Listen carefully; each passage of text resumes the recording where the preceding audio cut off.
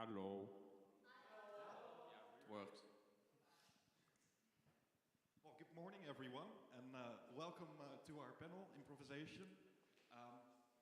We're going to play a few games today, but I'm going to start with a bit of theory that will help you play these games, because you're going to be interacting with us probably here in the front. So, maybe a little scary, but I think you can all do it. So for the theory part, in improvisation, you're going to be acting on whatever comes to mind at that moment, and that can be a little hard. So, especially when you drank too much yesterday. And I know a lot of you. I know a lot of you, so I know where you've been. Well, if you had drinks at that very moment and you're still drunk, it's probably going to be easier because the creative process is less limited. But we're not going to do that here. Should we get some beer? Yeah, we could. So yeah, we'll be playing games to put some handles for you there to make it a lot easier to get started. What is important is when you're improvising is to one, do whatever the fuck comes to mind first, because if you start thinking too much, you're gonna block, and that will stop your scene, and you're gonna be like, ah. Yes, and. Yeah. Yes, and. Very simple thing is, always kind of in your mind, answer with yes, and. So that means someone tells you something or someone asks you something, you always answer with yes, and you add. Yes. You never say no. Because you're going to block yourself, you're going to block the other person, and the whole improv kind of dies out very quickly. Yeah, because when you're improvising, you're usually working with 2 or more people. So there's going to be multiple people that bring ideas to your scene.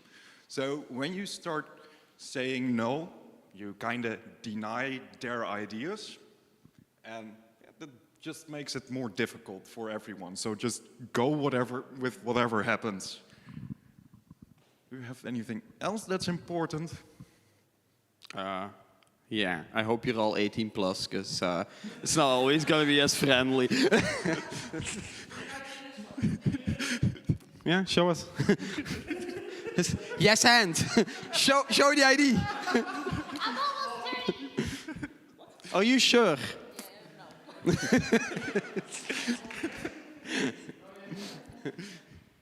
Okay, that works.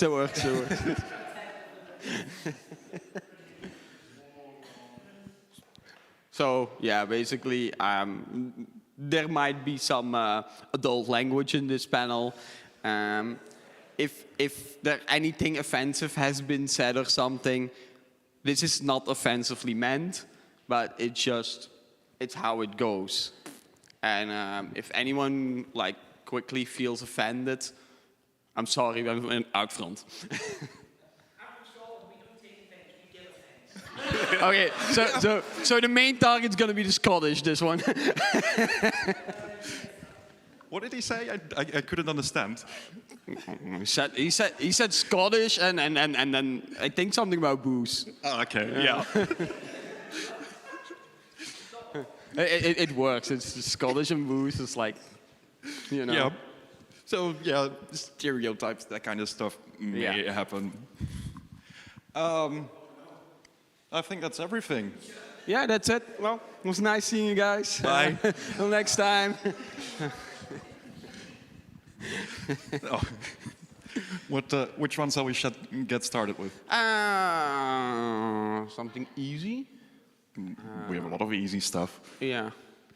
Well, a few games which are kind of hard because it's not the biggest crowd. No. So we should start with the Phil. game. Yeah, you. Go out in the hallway. It's like, hey, improv in here, it's awesome. Go. See, that's how you do it. You just send someone. I hope there's gonna be like, the room's gonna be filled up soon. Yes. Hear that? Filled up. So, can I get some hands? Who of you are like excited to try it and want to join the games we're gonna be? Go find Nice. more. Yo, go outside, get more people, then you get cookies.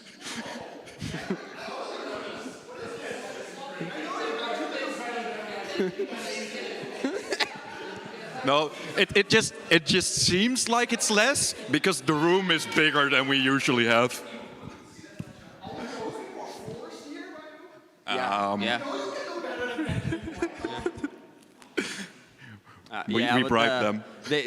Yeah. The other people were smart enough to see that the shotguns were empty. So,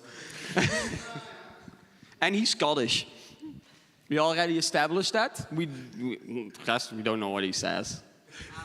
He says words and.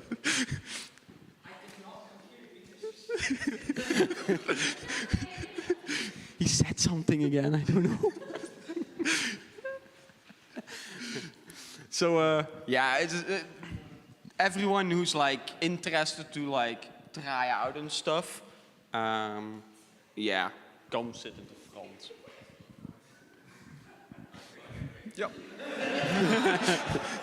Bye. Next time. Well, next time. that means we can Next time. back up as well and go. A good startup. The Cluedo one? Voor publiek iets. Ja. Dus ik denk we kunnen ook met Pet Shop onder ons twee. Als een voorbeeldje. Ja, sure. Ja? Ja. Kunnen we als een voorbeeldje. Dan gaat een van ons even buiten. Ja. Gaat de andere met winkel. Oké. Dan gaat de andere even met publiek. Ja, sure. Zal ik naar buiten gaan? Ja, is goed. Oké. Explain the thing first of Yeah, show yeah. first. So we're gonna play a little game. It's called Pet Shop. For some who know it, mostly probably don't. But you're gonna be our pet. So simply, one of us is gonna be the pet shop owner. The other person has bought a pet from the owner, but there's something wrong with the pet. He doesn't know what's wrong with the pet. And I also don't know what my pet is. Yeah, he also don't know what the animal is. And it's for him to figure out what it is. I'm gonna give him hints, but I'm not gonna tell him what it is. So it's for him to figure out, and we're gonna have a talk. Yes. So you can go outside, and then we'll have a fun conversation. Bye. It's my panel now. Bye. Bye. Okay, so I'm gonna need from you guys, I'm gonna need a pet, an animal. You don't have to play the animal. I just need to know. Yeah, just shout it out. Just. Snake. A what? Turtle and tortoise, that's the difference. Ooh. There is a difference. Turtle has mouth flaps. Sloppy is not an animal.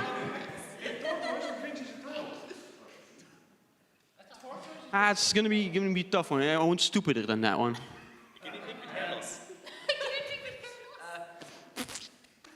That's actually a fun one. That's a fun one. That's a fun one. Everyone okay with that one? Yeah. Okay. Can someone get statue outside? I don't want to run. I'm too lazy. What? Daddy! Daddy, come back!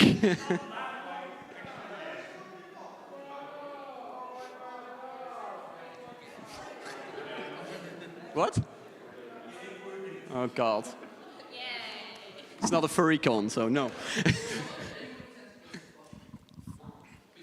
So, Statje, Yeah. you know the animal? No? You know the problem? No? Are you sure? Maybe? It's good.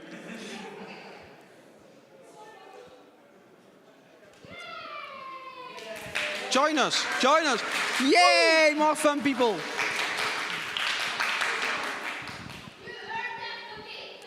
Hey, come to the front. Come to the front. There's like a lot of free space here. Don't sit in the back. I can't see you. Oh, okay. Okay. It doesn't mean you can escape, okay? Yeah. Let's begin.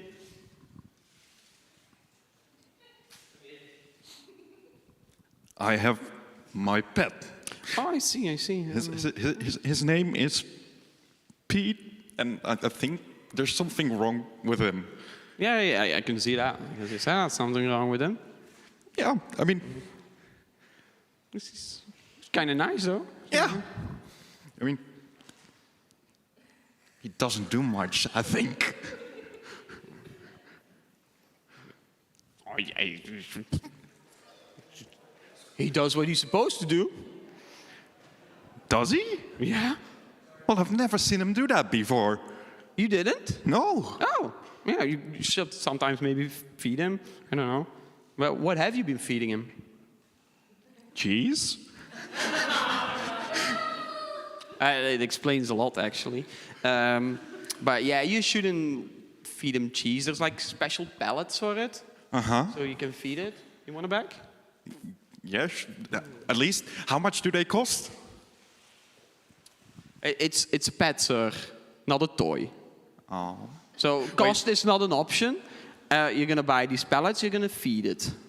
But he likes his cheese. He doesn't like cheese. It's not good for him. It's not good for him. It's not good for me either, and I like it too. Yeah, but has it always looked like this? What do you mean exactly? When did it start? Like, you know, the whole process. It just Yes, no, I had just happened overnight. Or? Yes, so I had a drink with him yesterday, and You took him to a pub. yeah.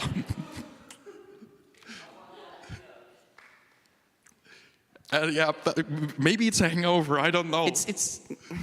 Why would you take it to a pub? What if he runs and someone steps on him? Just a little cute boy. Yeah, that's like 3 more steps in thinking than my brain usually does. Oh, yeah. So I just had the thought, I wanted to go to the pub, and all my friends were busy, so I was like, I can take him to the pub. Yeah, you shouldn't take those animals to the pub. They're too little, you know? Yeah? You shouldn't. You shouldn't. Why wasn't that in the manual? It's an animal, sir, not toy. Yeah, but you have manuals for animals. They're not edible. Well, as far as I know, they're not edible. Maybe Have you tried? Maybe in China they eat it, but in China they eat kind of a lot. But yeah, I wouldn't do that. No? Also, there's not that much meat on it. Oh, this one is a little chunky, but this is fine. Yeah, so how do you think we can fix this thing? Well, I know for people like there's like lotions and stuff you can use. I might have something like that. A lotion. A lotion. You could rub it on it and then. Okay. What kind of lotion are you thinking of? You know, which make things grow back. So what should grow back? Can't you see that? Don't remember much after going to the pub with him yesterday. Well, first of all, again, don't take it to a pub. Yeah, I got that. Noted. Yeah. So, yeah, sir, I'm gonna sell you the pallets. I'm gonna give you the formula Yeah. to make everything grow back, make it cute, little, and fuzzy again. And yeah, if there's more problems, I guess. he does bite sometimes. Yeah, he does that. Little whippersnapper, you know. Have you also put the sawdust in the cage, right? Yeah, I did that. Oh, okay. Yeah. Oof. And the little water bottle. Yeah, a little water bottle. Yeah. Yeah. I mean, I still have like little bite marks on my hand because. Yeah. Yeah. When you feed him like Yeah. cheese, Yeah, that's. he gets very. It's the thing with these animals; they get very aggressive. They bite Yeah. in your hand. So, yeah, this hamster Pete. Well, not technically a hamster, a little bigger, but I'll accept it. Ein Meerschweinchen? Guinea pig, sir. Yeah, exactly. I remembered the German word, but not the English one. So again, you put the lotion Yeah. on the skin. Okay, so it's a guinea pig that has lost his hair.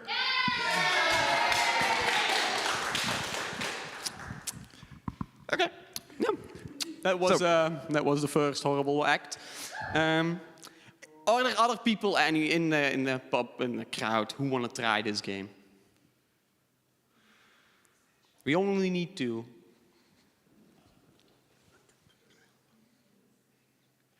Yeah. Yeah. Okay. Well, we have two volunteers, or victims, what you I- want to call them. So one of you has to be the shop owner, one of you has to be the pet owner. Okay. Okay. We got a suggestion from the audience to have like a third person play the pet. Yeah, you're the pet. Yeah. I know who in the audience did it. You're the pet.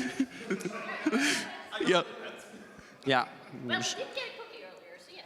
Oh, he's a good boy. He's a good he'll boy. believe When he sleeps. So again, we need a fun animal. We need an animal.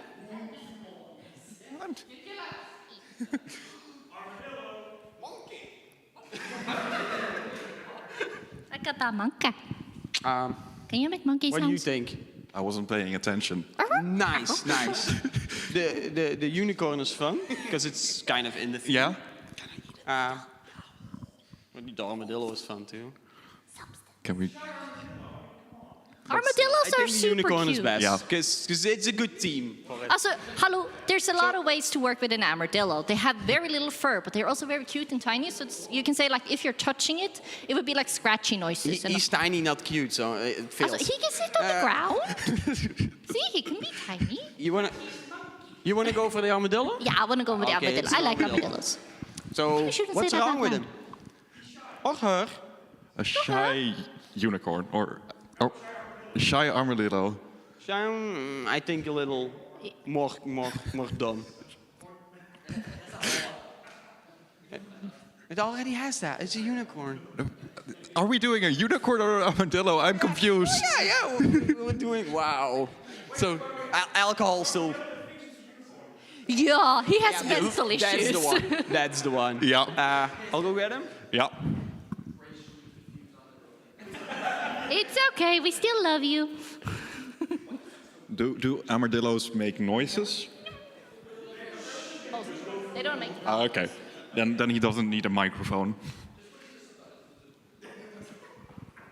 Yeah, the shopper is...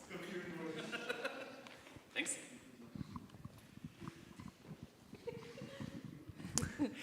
Hello. Hello, how may I help you today? Like you see, my pet, it's a little bit. It doesn't behave like it usually does. No, I can see that. He seems to be walking a bit weird. That's your pet.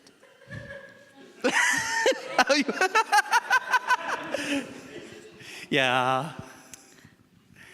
No, he was always quite running around, but in the last few days, got a little bit stronger.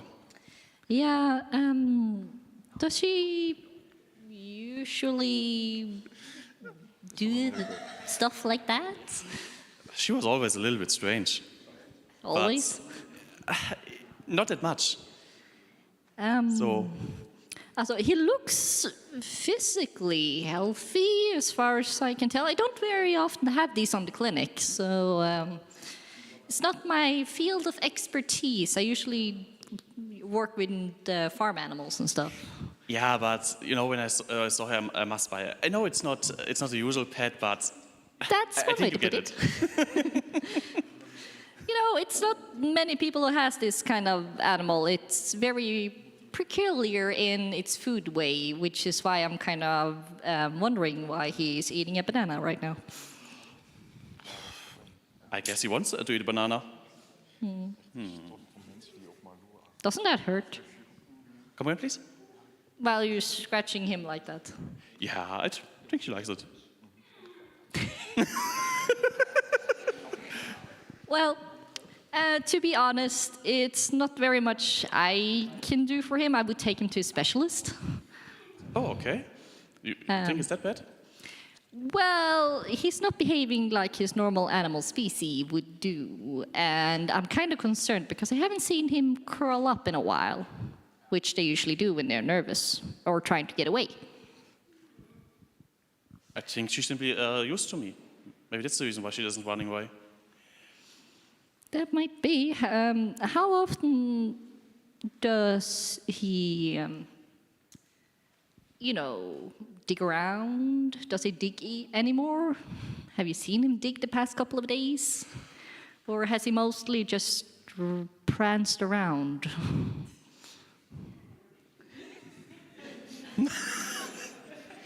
Or has he tried, like, saying spells or stuff? No, not spells. At least not in the last time. She does it a lot when she was younger, but yeah. Yeah. So how often do you put oil on him? Especially when it's dry season. 2-3 times a week normally, especially on the scales on the back. Yeah. Well, you can call it scales. That's true. Not what I would have called it in the professional line. But then again, how often do you cut his claws? Normally he's running around enough that isn't a problem. Okay.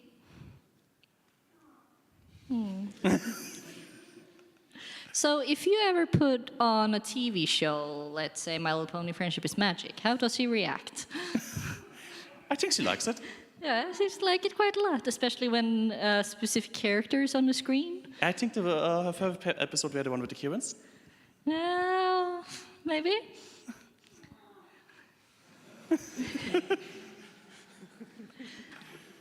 Tell me, little one, is your favorite Twilight Sparkle?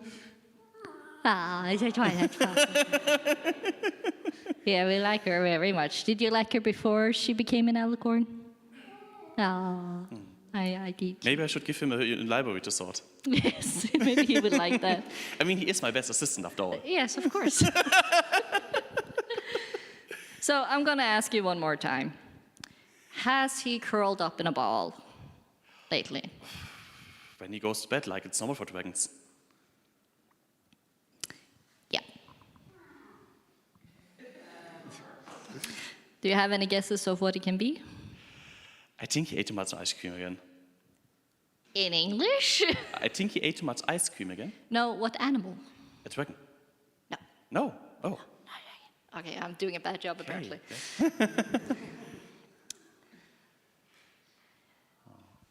Ska vi se. I'm actually a little lost for words. I'm just going to say that the ears sticking out of him is very cute. But at the same time, he seems to have quite a collection of belts. Quite a collection of what? Belts. Bells. Like his cousin, the belt animal. Yeah, it's a cute armadillo. Yeah, yes it is. But like I said before, I don't think me, a normal animal cleric, can help you. You might need to take him to a specialist, especially when it comes to things he seems to think that he have on his brain. You mean the horn? Yeah, he doesn't have one. So that's not normal? Yeah. Oh, that explains a lot. So that's why he's using the banana instead. Could be. Yeah. So are you gonna try and take a guess of what it's from? An armadillo with a horn? No, I said he used the banana instead of having a An horn. armadillo that lost its horn? Almost. Like his favorite character in My Little Pony. The dragon I asked earlier. To be honest, I'm a little bit lost here. Okay. Basically, I said that me as a normal animal doctor could not help. He needed to go to a specialist, aka a physician, because he mentally thought he was a unicorn, which is why he was having a fake horn. Okay. Might have been hard to explain, sorry. Not the best one, but Yes. you did a good job though. Good job. Thank you guys. Thank you guys. Good job. How did she enjoy being an armadillo? This is, of course, not the easiest game. This might not have been the best idea to start off with, but we've got another fun one. I don't know people from other places as the Netherlands and Belgium and Scotland probably too. Yeah, we also have some Norwegians. Yeah. We used to have this thing back in the day on TV where, especially on like those commercial channels, where you have like two people talking and then there's this one guy or girl in the front who's like translating for deaf people, like with sign language. We have our own version of that. It's kind of fun. At least we hope it is. We hope it is. We hope it is. So we're gonna do a game of that one. We're gonna show you how it's done, and if people are interested, you can also have a go at it. Or volunteer. Volunteer. Nice. So yeah. After this, we're Yeah, doing an after this example, one, and yeah. after this, you can join in. We picked this volunteer because he knows how it works. It's just to show, and then then we do the same game with people from the audience. Yeah. I'll pretend. I'll be like it. So You're gonna have the beauty. I'm gonna have the tiring job. Okay. For you two, I'm gonna give you this one for a second. Okay, you can have this one. It doesn't matter. It's prettier. Do you like it? So Yes. basically, you're gonna question. He's the one with the hobby, or you're the one with the hobby. You can choose. No. You can choose. Okay. Then I'll do the interview. Sounds He good to will me. be interviewed. Yeah. Okay. So the whole thing is, he's an interviewer, and he interviews him about a hobby of his, an unexisting hobby that you guys can make up. And I'm gonna be like the translator for all you deaf people out here. So we need a weird unexisting hobby from you guys. Just shout it out. It can be existing as long as it's weird. No, unexisting. Okay. It's more fun. So shout it out.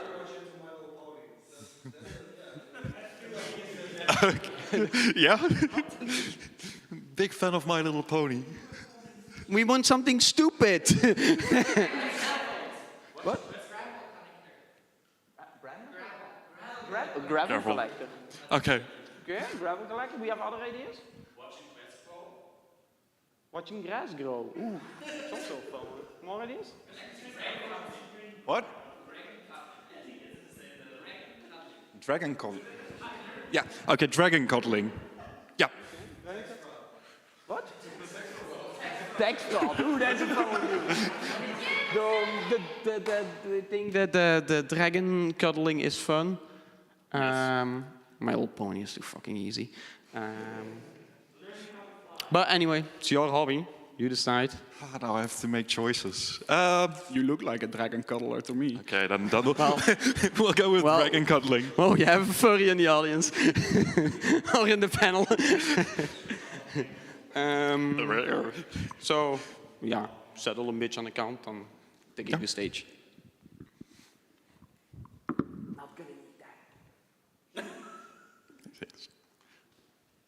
Yep.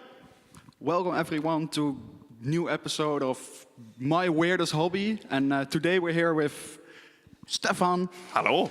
And his weird hobby, if I may say that, is dragon cuddling. I think that's a bit offensive. I know, but this is, yeah, you know. Okay, that's all right. I don't know what to say. But yeah, tell me something. How does it work? Well, so you get up very early on Saturday morning, and you just go looking around for caves, because that's where the dragons usually live. And yeah, especially like very dark, moist ones. So you crawl up in the cave, and you must do that very silently as to not wake the dragon. That has happened a few times to me, and yeah, the result is not fun. Yeah, I can still see the little burn spot over there. Yeah, yeah, I've got a few burns. Yeah, but it happens. It's a hobby with risk. Does it have to be a Saturday though? That's, well, they usually go out partying on Friday, so on Saturday they're more likely to be properly asleep. I see. I mean, Sunday often works as well, but you have less chance of getting your ass burned on Saturday mornings. And those caves you mentioned, do you find that in the cities or in the woods? How many caves have you come across in the cities? I mean, you've got Paris, but I don't really know any other cities that have like big caves. If you know where to look, you can find caves everywhere. Okay, yeah. Fair, but you have like, it's more likely that you find them in the woods. And it's also more likely that they have a dragon in them if you go in the woods. But if you're in the woods, are you not scared of witches in the woods and stuff? Nah, they've got more bark than bite. Okay. So yeah, you come across them a few times, and they seem very scary at first. But well, getting turned into a frog isn't so bad, because it usually wears off after a day, and it actually makes it easier to cuddle with a dragon. Okay. And yeah, my next question is, what dragons are the best? A fire-breathing one, or an ice dragon, or a water dragon? I don't know. Well, that kind of depends on the season, because well, if it's summer and it's very hot, it's better to cuddle an ice dragon, obviously, because it's going to cool you down a little. And well, in the winter when it's very cold and you've just had your crawl through the cave, a fire dragon is like very nice. You get this hot feeling all over your body. Okay. And, by any chance, can you show me how it's done? Can we find a cave anywhere and show me the dragon? Well, there's a cave over there. Okay, so we go. I'm gonna keep my distance and let you do your thing, and yeah, cuddle nicely with it. So see, here you have the cave, and then you just crawl into the cave.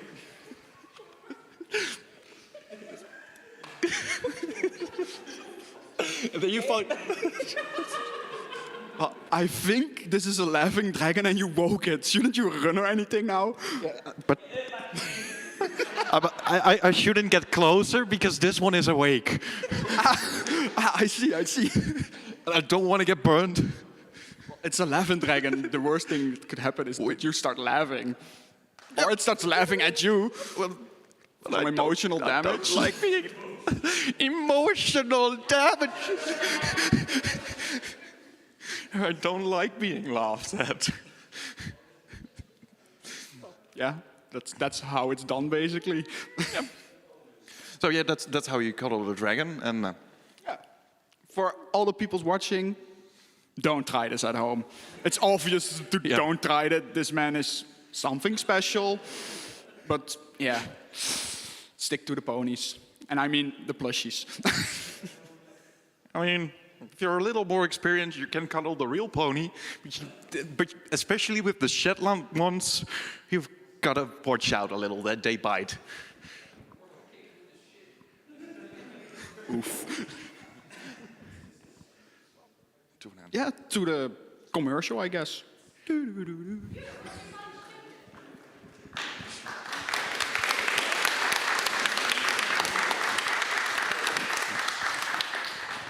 Thank you. So, I hope you guys liked it. It was very exhausting. But I'm glad we could be of service. other people who are wanting giving this a try. Like either one of the jobs. Preferably 3 people, and they can all have a job. And we can sit down. Yes. We need a third person. Well, one more person who wants to do it? Yeah? Okay.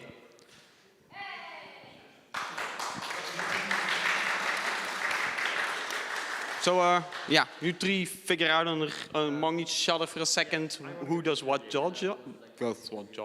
English bad. Okay? Okay, I guess that's all it is. So, who's doing what? I'm getting interviewed. You're getting interviewed? You're the interviewer? You guys can stand over here. And he has the stage. Then we need like a weird unexisting hobby for our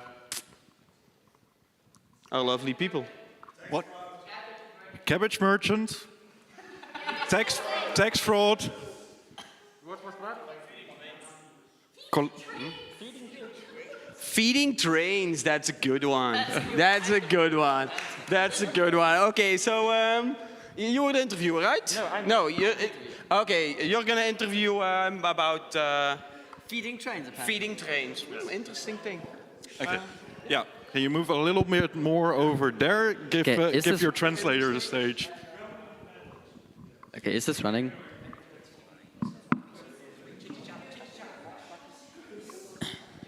I just need like my... Great. So, welcome back everyone to the world's weirdest hobbies. Now, please, please tell us about your weird hobby. My name is Broken Hooves, and my hobby is feeding trains. I do it almost daily, actually. Ach du Scheiße. Da haben wir einen besonderen erwischt. Okay, tell us more about that. So, you know how most trains are electric, but where I live, in Sweden, our trains need to be fed regularly to keep going. I'm kind of afraid to ask, but what are you feeding them with? It's illegal in Germany, so I'm not really allowed to say it. Oh, Jesus Christ. If it's illegal, you can at least say the word or at least describe it. I can say it in Swedish. It's kameloso. I don't speak Swedish. No, it's Someone please translate. it's kameloso. I have no idea what that means. Perfect. Then I won't get sued. Okay. How does one go about feeding a train? Like, there are 2 kinds of train feeding. Either you can catch them while they're resting, either at the train station or where they're put away. Or you can be a daredevil and you can try to toss food at them while they're going. And it's especially fun with the really fast ones. Because they're going like 200 kilometers an hour and you're trying your best to not get hit. But you also have to hit the mouth of the train, and most people don't even know where the mouth is. Where is the mouth? See, exactly. They don't know. I'm not proving your point, but I'm genuinely interested because just people just lobbing food that is apparently illegal here at trains is a funny image, but so I need it to be more explained. No, it's not illegal to throw food at trains in Germany. The food is illegal in Germany. Why is it even illegal? It's a form of Swedish drug. Oh. Yeah, it makes the trains go faster. So essentially, you run after the fast trains and throw illegal stuff at them so they go even faster. It's not illegal in Sweden. You Swedish people are a special bunch. Nah. And so, yeah, the mouth of the train, you know where the eyes are, like the lights. And so the mouth is usually either just below the window or just above the train tracks. There's usually a scoop that scoops up all of the food. It's meant for that. So our Swedish rails have, instead of having wood like this, they have just a smooth surface. That's so the scoops can get all the food more easily. Okay, and is that something widespread in Sweden, or? Yeah, every train. I mean, feeding the trains is yeah. feeding the trains a widespread thing. It's a dying hobby. That's why the train prices are going up so much, because no people want to feed the trains anymore. Okay. I mean, I guess it's understandable that they don't exactly want to just like run after trains to throw things at them that are illegal in some countries. So And the thing is, those cameloso is getting more expensive as well. That's the worst part. A few years ago, you could buy a cameloso by the gallon, buy like a cubic meter of cameloso for like 20 euro. Whereas now, 250 euro easily. And do you know how much cameloso a train eats? I have no idea. It's a lot. You have to go like, I'm trusting your word on that. yeah, you have to have like a dump truck. If you're real serious, you have a dump truck. Normies just have a pickup truck. But I bring my entire huge dump truck filled with cameloso. I can't afford it every day any longer, but every other day. You are a very wealthy person. I don't eat much. I feed the trains instead. Okay, I mean, I was guessing there's gonna have to be some money-saving efforts in there so you can afford that stuff. Like, it's cameloso. That's like 90% of my income. Then there's 5% income for the diesel, for the dump truck. And then there's like 5% for food and stuff. Rent, I don't know.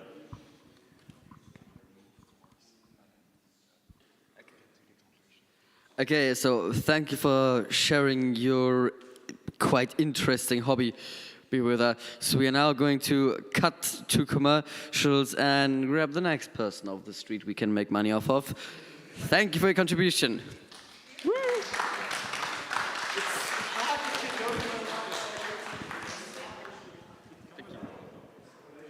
Is that a made up word? Or is that a real thing? Does it matter?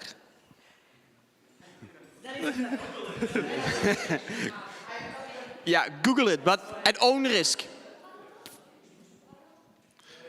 So,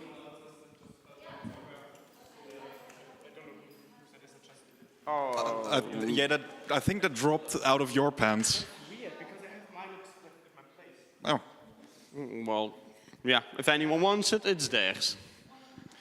So, yeah, moving on to the next game. yeah, maybe see if some other ones want to play this one, or move to the next one immediately. Yeah, if anyone else wants to try this game, then put up your hands. If else, we'll go on to the next game, which will also need a lot of audience for. Yes. But the next one is going to be easier because it will not involve talking. Yeah, the next one's going to be a real fun one. And most of you might know it. How would you explain it? England bad. Well, we need to get there's like 3 people going outside, and we need to get a message to the last one. But we're going to do that in steps. So we're going to play a game called Cluedo, where we have a murderer, a murdered weapon, and a location. Well, at least something he can do. He doesn't need to talk with that one.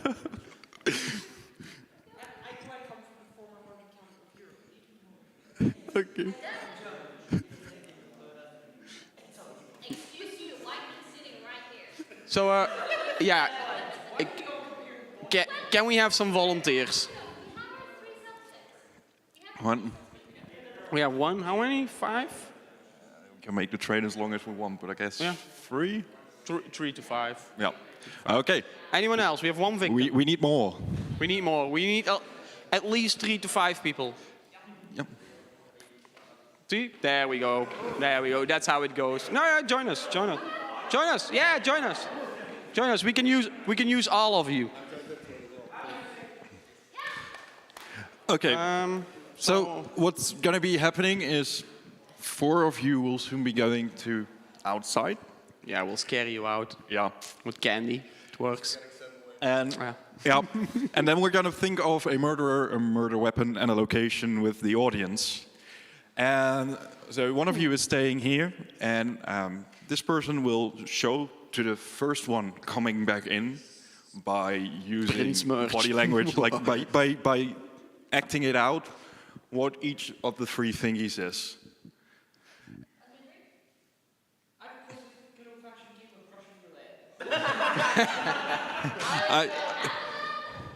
I was told we weren't allowed to have like casualties during the panel. Yeah, 1 or 2 we can like, that's fine. But more, then they start asking questions.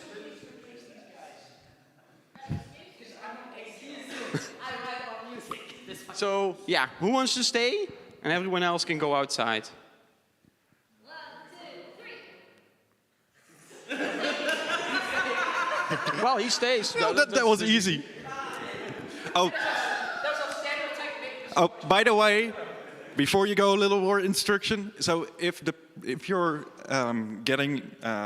if he's acting out what the murderer or murder weapon is, you're kind of supposed to follow his movement, so it's easier for you to remember what happened if you don't get what the thing is. Because sometimes that happens, that's all right, but you'll have to communicate it to the next person. It's easier if you've done the movements to show it to the next person. And once you think you know what it is, you just walk up to the person that is showing you what it is and give them a handshake. And yeah, then you move on to the next thing. Bye-bye. Till next time. It was a fun panel. So, now we need our 3 things. Yeah. Shall we start with the murderer? The murderer. Who did do it? What about the guy with the actual budget? That's a little different.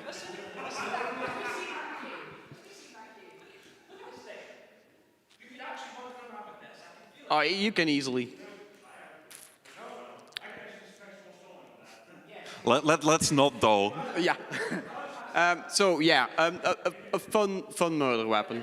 No murderer. Someone fun to murder. We have a Celestia. Yeah. Anyone else has some good ideas? Do you have a better murderer? Be the perfect cover. Nobody suspects that, you know. Yeah, no one suspects Best Princess. Spike. Spike, yeah. I Spike is a statue. Yeah. Yeah. Okay, so we have a murderer. Hello. Quiet, because the door Welcome. opens. Okay, next thing, weapon? Yeah. So the murder weapon. What did Spike use? Ooh, Poison cupcake. poison cupcakes. It needs to be The pancakes are fun too. He said it himself. What? He likes pancakes, I think. I'm a waffles guy. Ooh. Actually, I prefer both.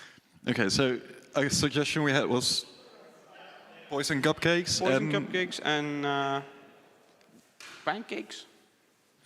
Anyone Are you else gonna has be a- able to act out pancakes? Yeah, that's why. Okay, so pancakes it is. You're gonna. And location. Yeah. Where did it happen? Yeah. Where did Spike murder someone Where with a did it pancake? happen?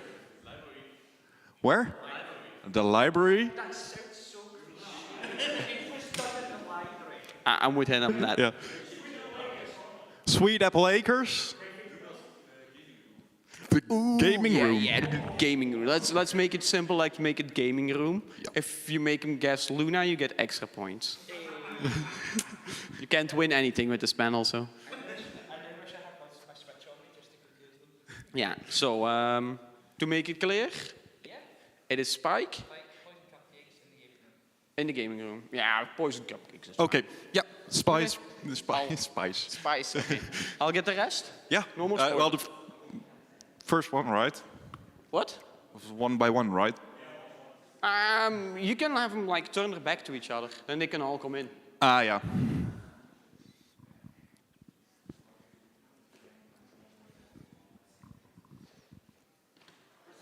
It took a little longer than expected, but you guys can all come in.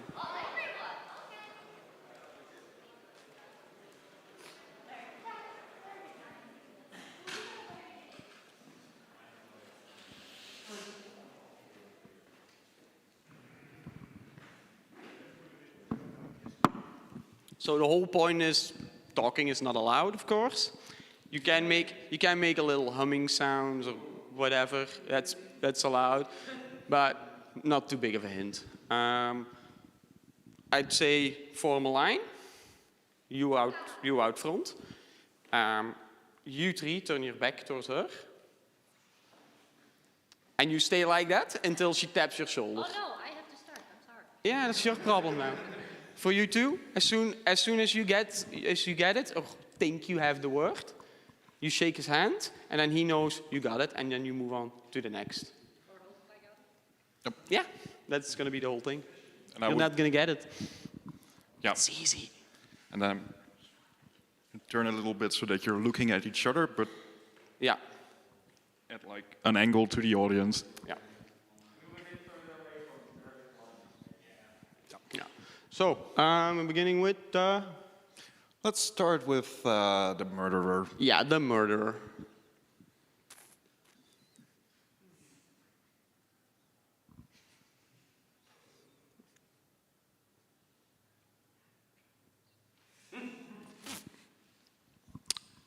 I don't think she gets it that way.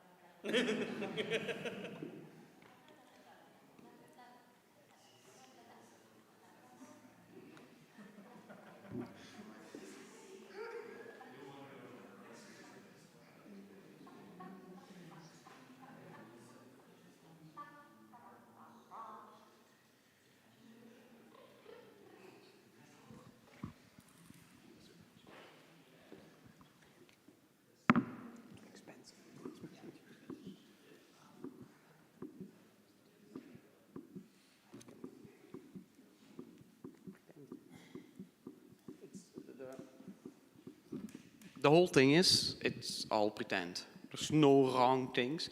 If you don't have it, you have it. It's like magic, you know? I'm more of a vocal person. Yeah. As you can probably tell. That's a good exercise. Yeah, good exercise, indeed. Just, you pretend. What does the character do? Or the person? Well, what? How would she know? How would she know who he is? You can like try and describe certain body parts he has, and I'm not talking about only this one. You know the character. You know the character, right? Okay, that's good. Phew. But features, certain features it has. Like for example, is he big? Is he small? Is he chunky, or is he like a small guy?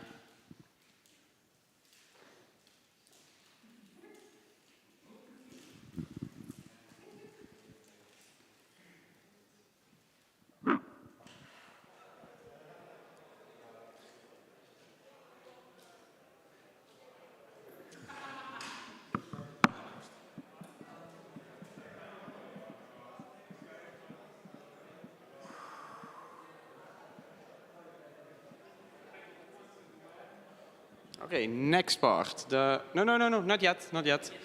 It's 3 parts. Yeah. It's 3 parts. We have a murder weapon, and a location. So let's move on. This was the murderer. Now we have the weapon. Hey, you chose on that one. You're a big part to blame.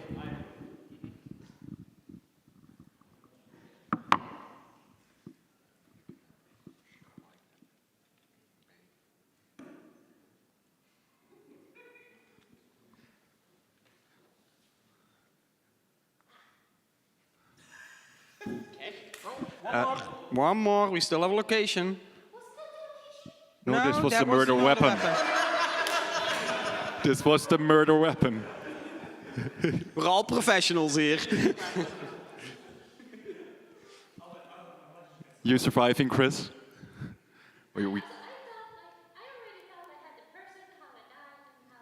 No, you just the first one was the person, then we moved on to the weapon. And now we go to the location. Yeah? Yeah. Yep. Well, good luck. You shook hands.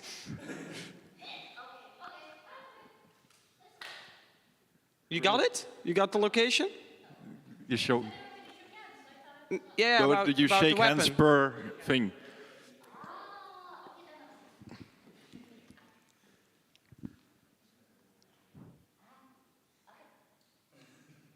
Okay. Now you Moving can on. tap the next one. Okay. You can turn around. Finally, your turn. The thing to is, she's gonna act something out. You do the same acting while she does it. And So- then later on. We're starting with the murderer.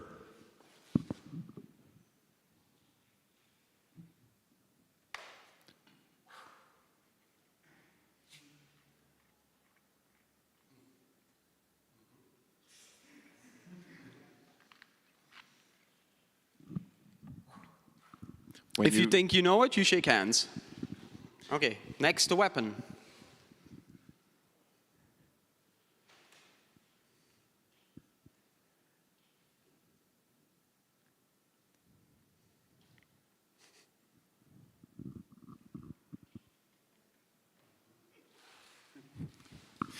And last but not least, the location.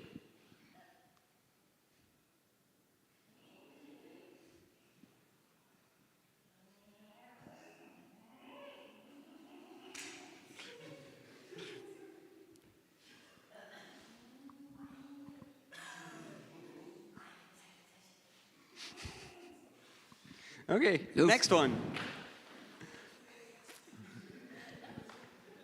So, it's all up to you. It's all up to you. Do what you remember. So first off, we have the murder.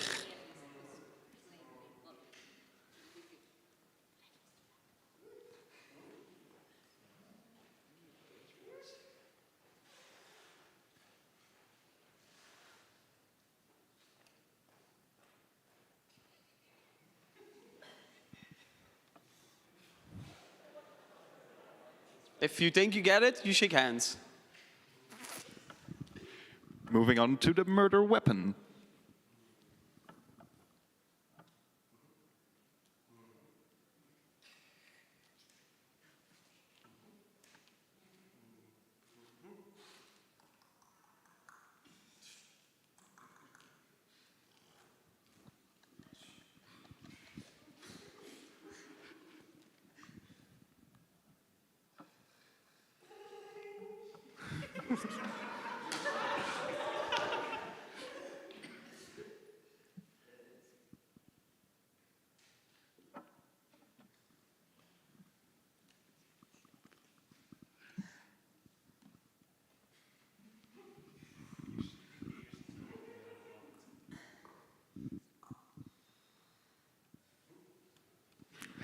And finally, the location.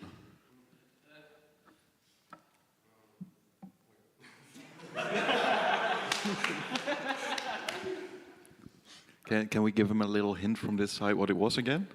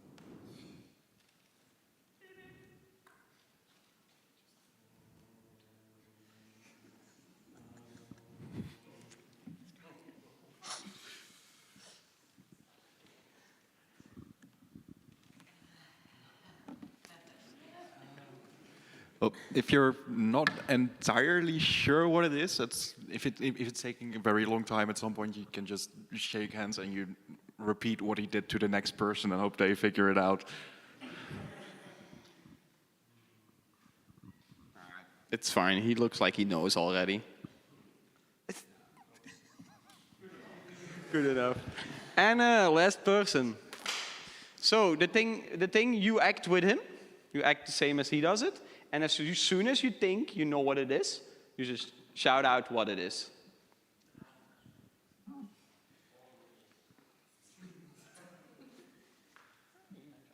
So this is the murder, by the way.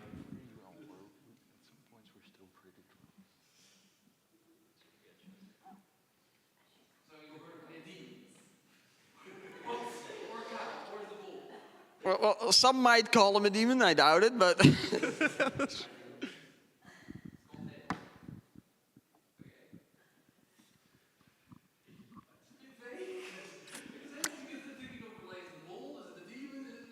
So, what are you going with? What are you going with? What is it?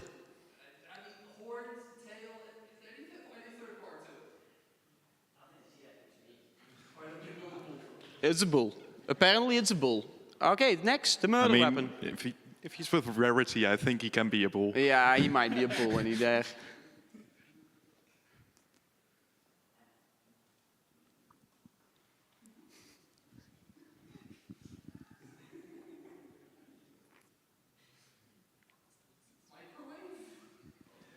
Microwave.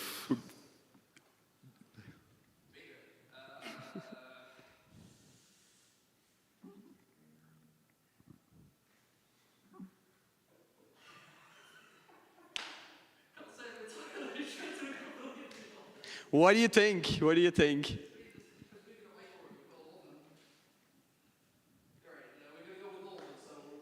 What?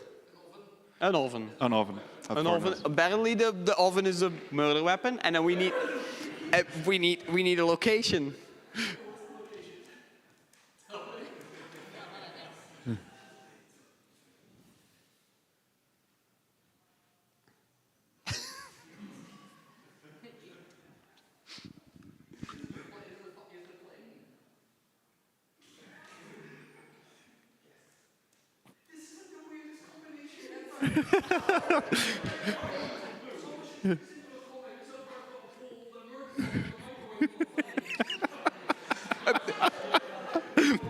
Is that the final thing? Okay, so shall we go past the others and see how the information went from What did you think it was? So, devil. Oh, wait, right. So, I think devil, then something akin to oven or cooking, and then I have no fucking idea what the place is. What about you? Okay, so I think we got the fox ears and the fox tails, Phoenix red tail. Fox ears?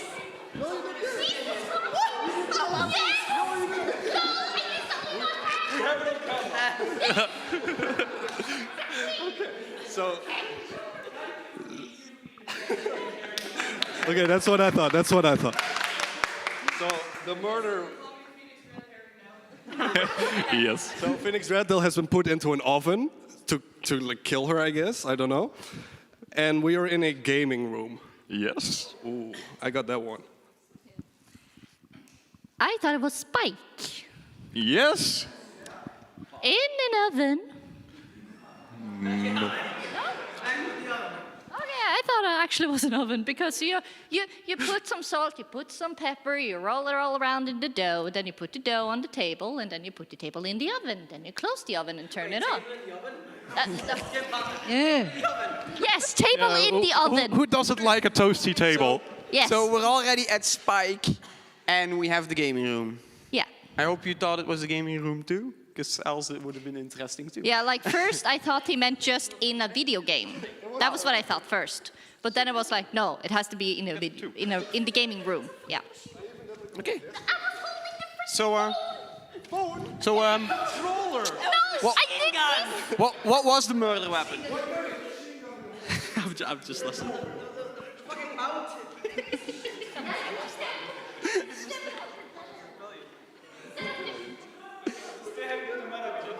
Hoe lang? We zijn al 5 minuten over. Oh, nog een spelletje dan.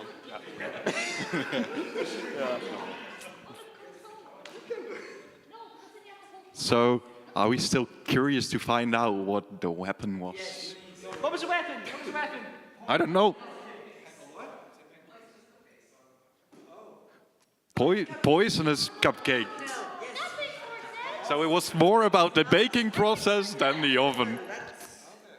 Because I think I would have gotten it if I would have gotten some. If I had gotten some identifications that was muffin you were making, because I thought. If I made some indication that they were poisonous, just like, somebody No, died. you didn't have to. Somebody make them- did. For me, it would have been like you didn't have to make it so the muffins were poisonous. For me, it would have been like if you had signaled like, oh, you had a small cup, and would have put stuff in the cup and then put it in the oven. Then I would have gotten it was muffins because I thought you were making a cake. Flitter, that requires some form of lateral thinking that I just don't have. That's fair, but like I think I would have gotten it then. But again, yeah, you can kill people in an oven, but you shouldn't. You probably can kill them with the oven too. Yeah. Who doesn't have an oven inside of their gaming room? Yeah, it's very obvious. Yeah. Can we have an applause for our like beautiful guests? They did all very well. Also, side note, I apologize for calling Phoenix a demon. I promise she's lovely and I promise she won't drag you down to eternal damnation. I don't. Aww. I was kind of hoping for eternal damnation, but... Yes. What?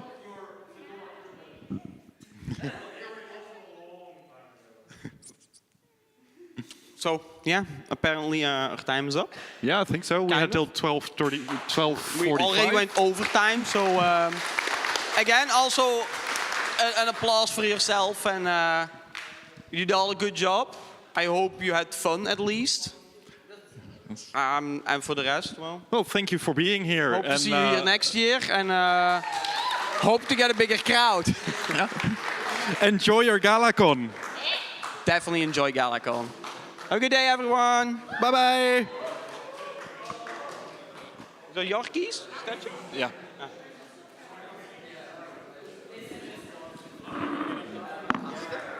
Maak het iets korter, dat ze minder in één keer hoeven uit te beelden. Zoals op brief was het één object. Dat maakt het iets makkelijker voor mensen die inexperienced zijn. Dit was te moeilijk. Of misschien dat wij dan zeg maar gewoon de eerste uitbeelden. Ja. Ja. Jullie hebben echt...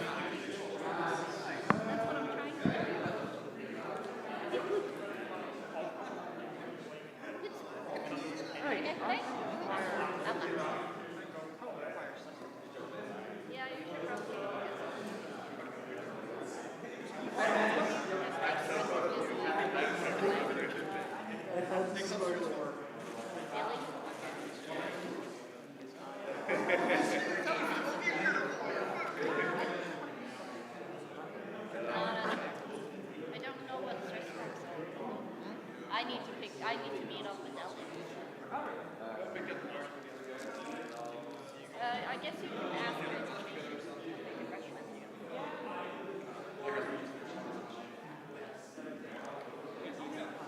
Nou, kom op dan. Improviseren is iets grappigs dan. Jongen, jij stond als die baan. Doe iets grappigs, hè? Dat is gedaan. Kom dan. Zullen we op tijd moeten komen? Ja, het probleem is heel weinig.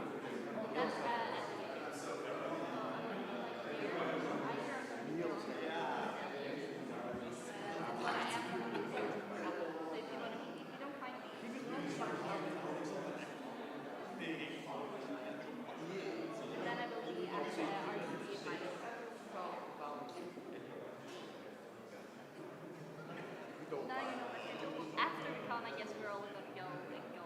We all are gonna go and get dinner. Then But I had breakfast today. still dinner. Have more than breakfast.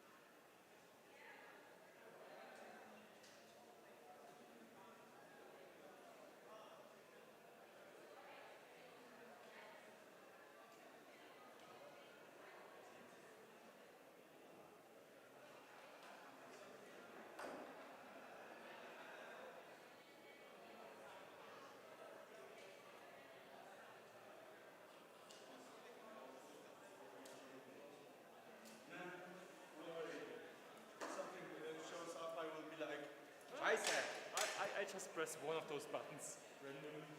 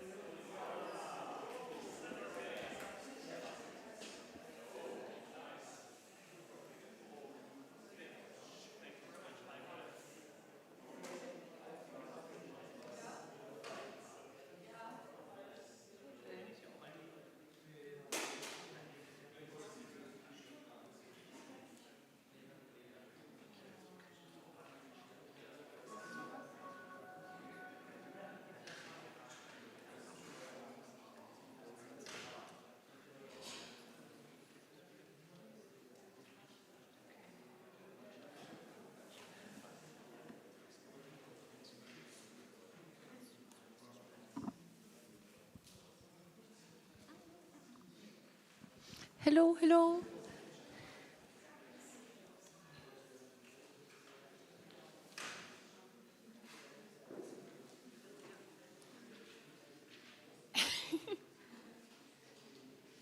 Hello, every pony.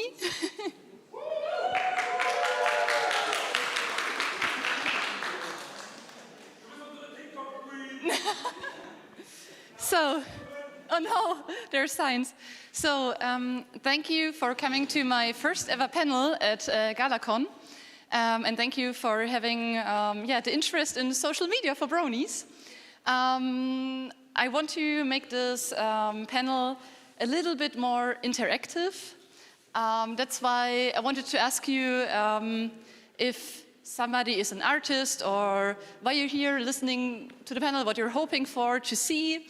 If you're a musician, if you're a cosplayer, or if you want to share your magic with the fandom. So I see some cosplayers here, so I guess it's a little bit about cosplay too. Do we have musicians here, maybe?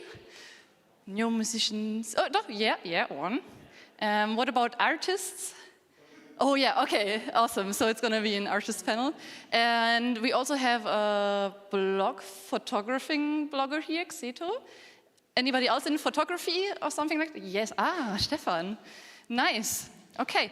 Anybody else who has a special interest, who wants to share? I don't know. Yeah? Malte, yeah, sure, all kinds of crafts. Cool. So I hope I can help you today with the big world of social media. First, to introduce myself, if the presentation is working. Yes. So, hello. So as a lot of you know me as Muffin Karton, or just Muffin, as you want to name me, whatever. So why I'm here, why I'm hopefully a little bit skilled to talk about social media is in my real life job. I'm actually working in a social media advertising agency. So we're producing a lot of campaigns and content for big brands. I worked for Telekom, Deutsche Bahn, etc. So if you have a question for certain kind of topics or for certain platforms, just ask me. You can just raise your hand and then we will begin. So first and first, that's what I just skipped. So who are you and what makes you stand out? Okay, then let's just start in the big brand of social media. So social media is kind of like you need to create your own brand. I know it's hard for a lot of people to sell yourself. It feels a little bit narcissistic or a little bit like, oh, I'm the best. But that's how social media works. So if you're not confident or you're not communicating confident about yourself, it's not so interesting for people to read it. I know a lot of people in the fandom communicate about a life, which is awesome, but social media is a lot about showing the best part, the greatest part, to make everybody exciting for your work, to just share your passion and create yourself and maybe find who you are even in your work. So let's do an overall thing about social. So it is necessary in social media if you want to communicate yourself on different platforms like Instagram, Facebook, Twitter, that your username is please always the same. I know it's obvious, but I see a lot of artists that are like, I don't know, if I name myself at Twitter Muffin Karton, and then I go to Twitch and I name myself, I don't know, Ice Cream Sandwich, nobody's gonna find me. Nobody's gonna make the connect between those two lines. There were also some artists in the fandom who used this actually. I think a lot of you know Agrol from YouTube, who makes the YouTube shorts about Starlight and all that stuff. And he also has another account called Forgalorga. And if you see Forgalorga or Lorga, it's written on the different way, it's also agrol, but nobody noticed for a certain time that they're actually the same until he connected both YouTube channels with a lore that crossed both his channels. And then everybody was like, oh, look at the username. It's the same guy. Oh my God. So please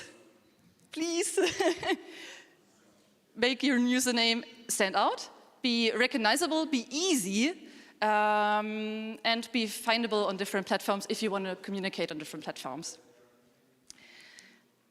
Also, big advice is everything is content, not just your finished product. No, everything. It's like here, Bomb who tweets about, hey, Lyra's drowning. This ain't about her.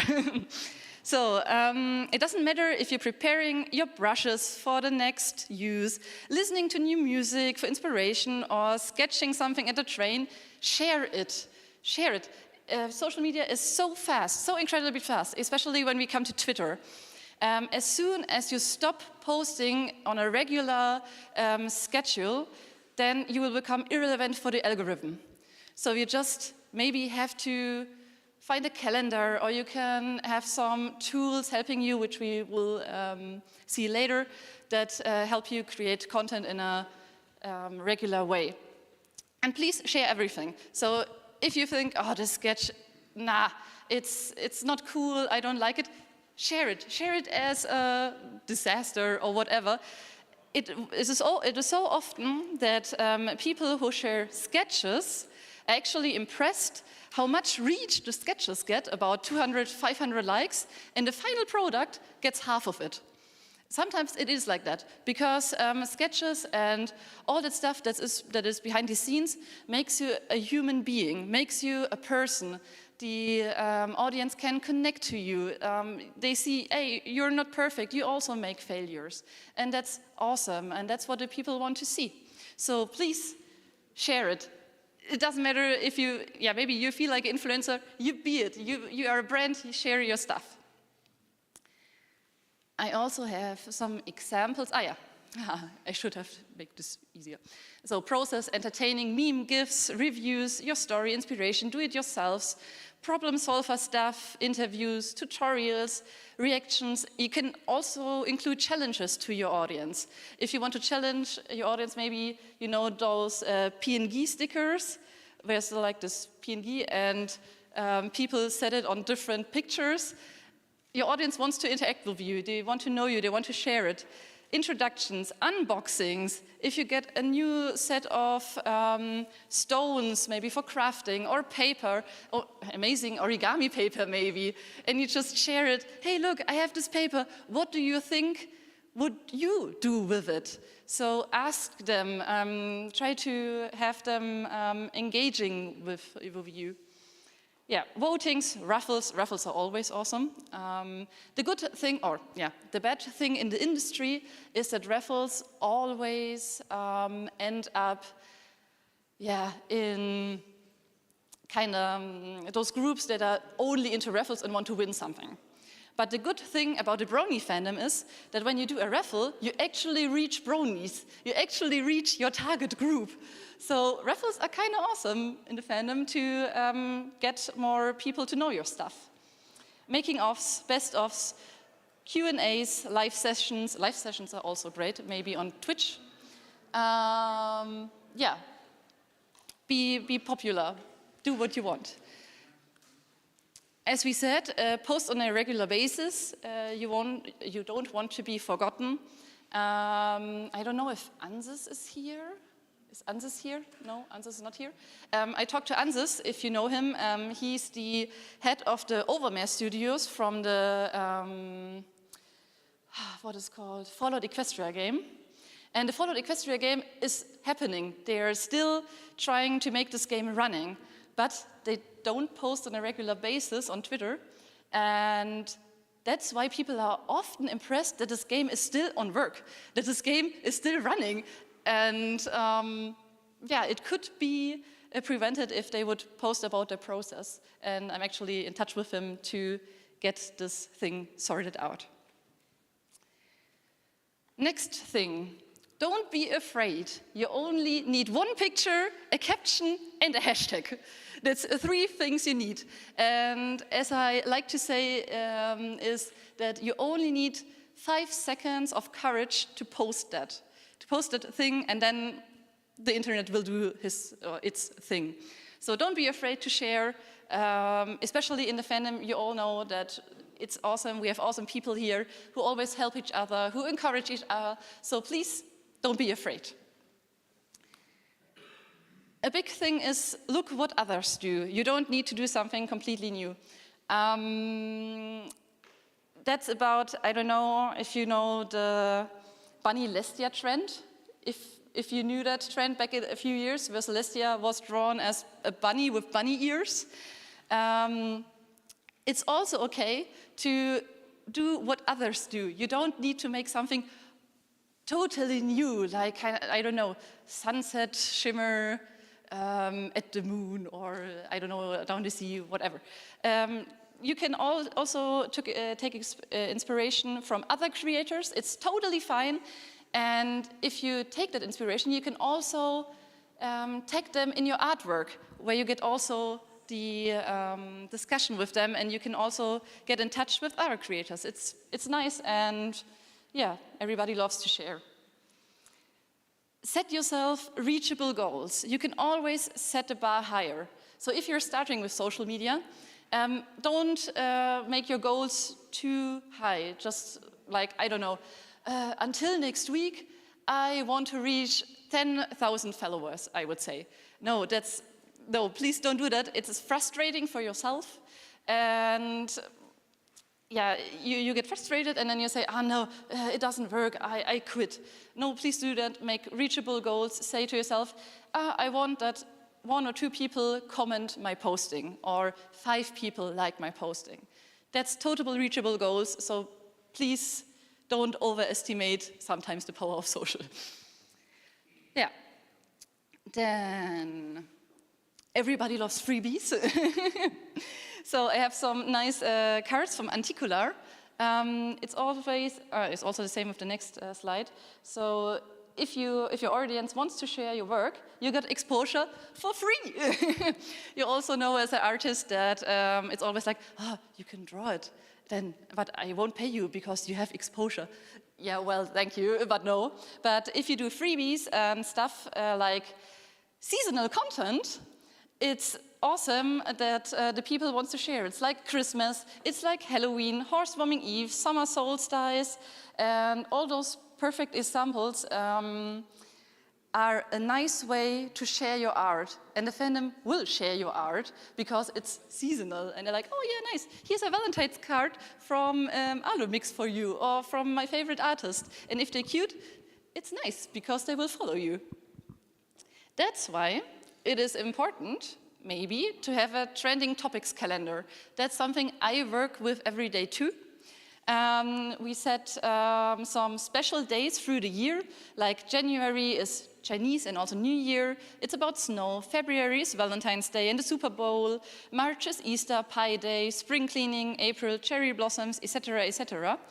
And also check Equestria Daily for special pony days. That's always awesome because they have these draw friends for the special days. And when you do a new artwork, often, and you're pretty early to the party, you often have the opportunity to be the first picture from the draw friend. And that is amazing, an amazing opportunity. So check your calendar and produce your content a little bit ahead of time, if you can, at least the seasonal stuff. We have captions. Captions are important if you want some engagement with your postings. You see those numbers here. The human eye has a thing for, or a target thing for social content. The first thing the human eye will notice is the picture, also number 1, as you can see. The second thing is the caption, and the third thing is your username. So when you have a caption on number 2 that's engaging or has a question, or it's like, I don't know, at this point it's not ice cream with friends, but it could be, oh, ice cream with friends, what's your favorite ice cream? Then the people are like, yeah, mine's this and this. Or you can say, what do you think is Pip's favorite ice cream? And then they will comment. And each engagement, each like, each comment, each save will boost your algorithm on each platform. So it's always good to have a good caption, a hook that will make the audience listen. Also, interact with your audience. That means if the people are replying to your tweets, commenting, please reply to them. They want to be heard, they want to be seen. If they reply, oh, gorgeous artwork, you're awesome, then just give them a like, or if you have the time, say, hey, thanks, I appreciate that, you're awesome, maybe check this out. Retweet and quote, also a big thing. It is not a no-go to retweet and to like other people's stuff. So if you're an artist, you can also go to other artist sites, comment there, like there, and share their stuff. Because when you comment under that posting of other artists, it could easily be that the people are seeing this, will click on your profile, see your stuff, and then follow you. So please interact also with the other brony artists. It's a share culture, it's a give and give back culture. So please interact with your friends and the other creators. Also, use the right platform. Yeah. If you can't or won't communicate on all platforms, choose the one that you're feeling most comfortable with and or where your audience is at. So it's maybe not that good if you're, let's say, a fan fiction writer and post on Instagram. That's a little bit of tricky, so use the right platform and use the one you're comfortable with. One chunk, more bytes.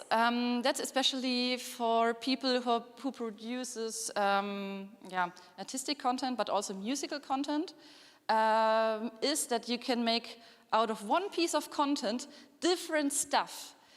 I know it's crazy, but it works. So maybe you're Twitch streaming your news work, I would say. Then you can just promote that you're streaming on Twitter. Then the people will go to the Twitch stream.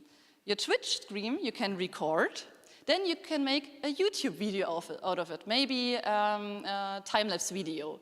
You can make TikTok snippets out of it. You can make an Instagram reel and Instagram stories. You can make Twitter postings. And also you can screenshot different pictures from the stream to make postings about that. So don't estimate that you're making a video that it's only one video. No, you can make much, much more out of your content. And that's important. But important thing is get the bronies hyped. So what's always nice is pre-ordered stuff, exclusive or limited items are creating often a hype. You noticed that a lot when the pandemic was running and there were those pony face masks on Kickstarter and they exploded like hell. So get a bonus hype for your stuff. Maybe here Techie Cutie is producing at the moment, or pre-ordering at the moment, skateboards, MLP skateboards. And the people are into it. So get them hyped for your product. Say, hey, I'm at GalaCon this weekend. I have 10 of my special posters. It would be a shame if you won't get one of them if you're fast enough. So yeah, get the bronies hyped. And be positive and be real. Social media is for a good time and for real emotions. So make everybody have a good time at your profile and yeah, be real about yourself. So the tools I wanted to talk about, here are a few. I have some websites you could use for free, and they will help you with your content. So later.com is a great website when you post when you can't, so you can set up your postings and it will post it for you, so you don't need to click that button. You just say, Sunday at 4 a.m. or 4 p.m., please post it for me, and it will do that. Ask the Public is a great tool for question and answer things. You can just type in your topic, and the algorithm will create some questions that your audience would ask you, and you can just answer these questions. Notion is a great way for organizing things.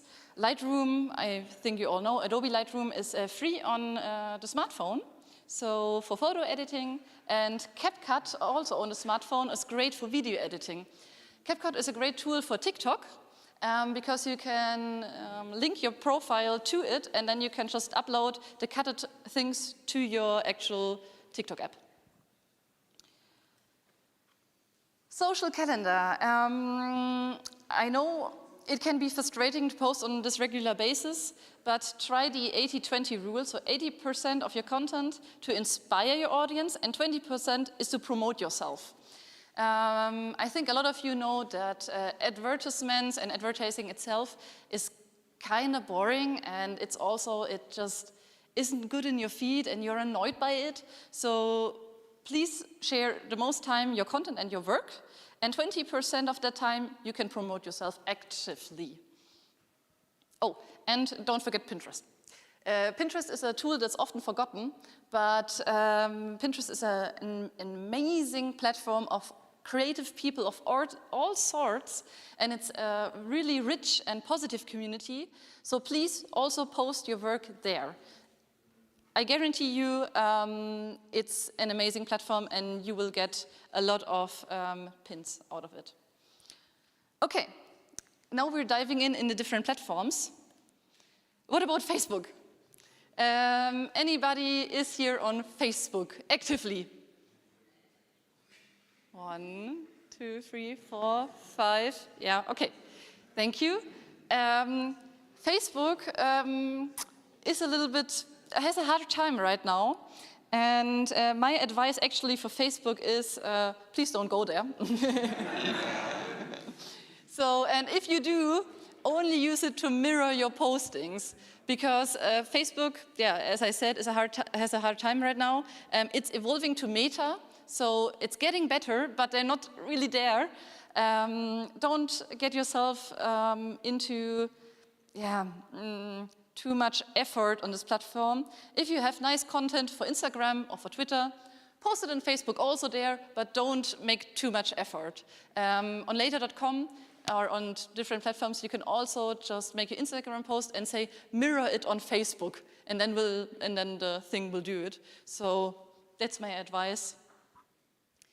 Yeah, just, you can skip Facebook actually. Okay, what about Instagram? Who's on Instagram right now? Yes, that's a little bit more. Awesome. Instagram is also in a change right now, but the thing is that's actually a very visual appealing platform. So try to have a cute and nice feed. It should be nice to look at it and be engaging to scroll through it, but note, you don't need to be so harsh on yourself that your feed is going to look good, because Instagram right now is working on a feature that there will be this opportunity that you can rearrange your postings in your feed afterwards. So I don't know if it's coming out this year. I guess yes. Yeah, that's Instagram. Here is the Instagram profile of basically Breezy from, what is her name? Embas Lament. If you can, check her out. It's very cute because she has an Instagram account for her OC. And it's like she's drawing these pictures and is posting about stuff that's happening like a role play. So her OC is sick, or she's going out with a nice hat, and all that stuff. And it's a very cute Instagram account, so if you can and if you want, follow her. Hashtags on Instagram is also a thing. Hashtags are important for the algorithm, but you should always use around 3 to 5, not more. Please, not more. It doesn't get you more exposure, it doesn't get you more reach. Please set yourself to 3 to 5 and mix popular hashtags from the fandom, but add 1 to 2 niche ones. And you can also create a personal hashtag because that's a picture of Imalu, and her hashtags are not quite good. Is she here? Because you can see there are hashtags from MLP, Friendship is Magic, My Little Pony OC, and Ponysona. These are big hashtags, like, I don't know, 100,000, millions of pictures, and you can't reach #1 on the My Little Pony hashtag, but maybe you can reach #1 on Zebra OC or a niche hashtag. And that's also good for the algorithm, because when the algorithm sees, oh, you're reaching a really high number on that particular hashtag, even if it's niche, you will get a boost. But it's also good that your artwork is on the big hashtags, because the algorithm will sort it through to the My Little Pony content. But please be aware of that. And create your own hashtag for search optimizing, because when people search for, I don't know, Imalu on Instagram, it would be great to have an Imalu hashtag, because then there's all her work under it. Yeah. And also for Instagram, be prepared for new functions. New functions like Reels, the Insta Reels were announced at the beginning of this year, I guess, or last year. And they were insanely pushed by the algorithm because it was a new feature. So when there's a new feature coming to Instagram, use it.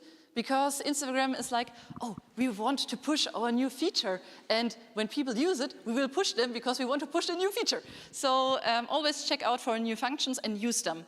It's an amazing tool. There's stories and reels. And stories and reels are for you to share your work, but also to promote who you are and who you're creating and how you're creating all these amazing things.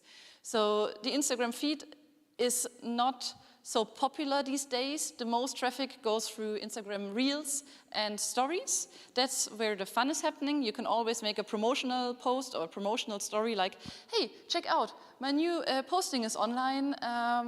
Here, go to my profile. And the people will go to your profile because they watch Stories and Reels more often. And last slide for Instagram, what the hey? Instagram is currently trying to get a piece of a cake of TikTok, so be aware for changes and adapt fast. I don't know if some people of you had the new Instagram feed, which is like TikTok, like these big screen things.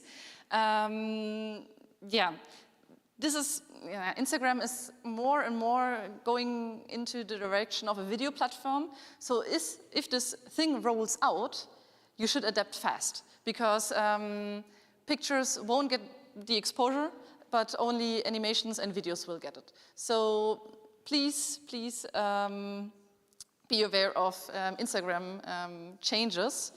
The good thing is that the new update with the whole feed, with the whole screen feed, was led by a so big shitstorm that the Instagram founder said, oh man, that wasn't such a good idea.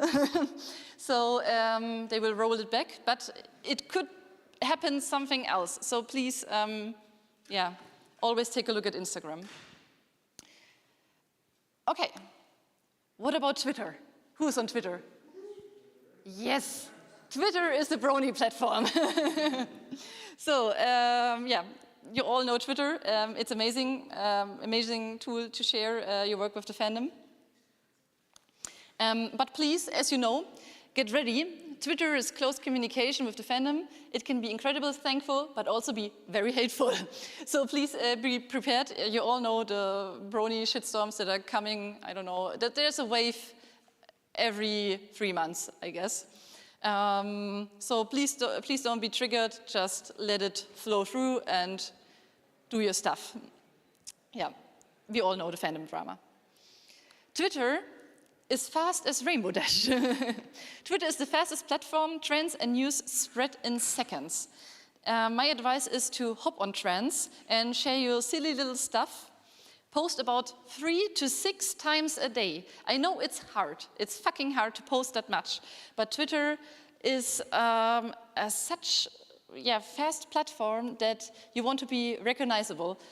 I think Xeto posts about GalaCon at the moment very often. Yeah, so that's amazing because if you get a content, you always say, hey, I'm there, I'm here, and it will share your stuff. Genau. In posts when the bronies are usually active, so usually the most active times are around 9 a.m., 11 a.m. to 1 p.m. And Wednesdays and Fridays typically have the most activity, actually, so if you want to know.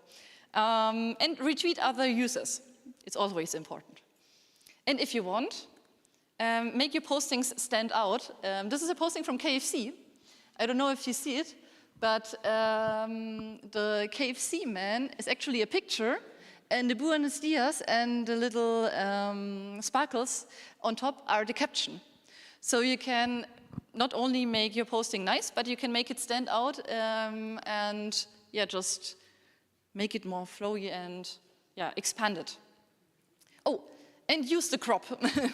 I know it's always annoying, or it's a lot of times annoying to use to have the crop function on Twitter, but you can use the function to your own liking, because the Twitter crop tool, there was this experiment with Luna and Celestia, and it was an experiment from some bronies, which of the two got cropped out and which not. And Celestia was also always the one not cropped out, because Twitter has this algorithm that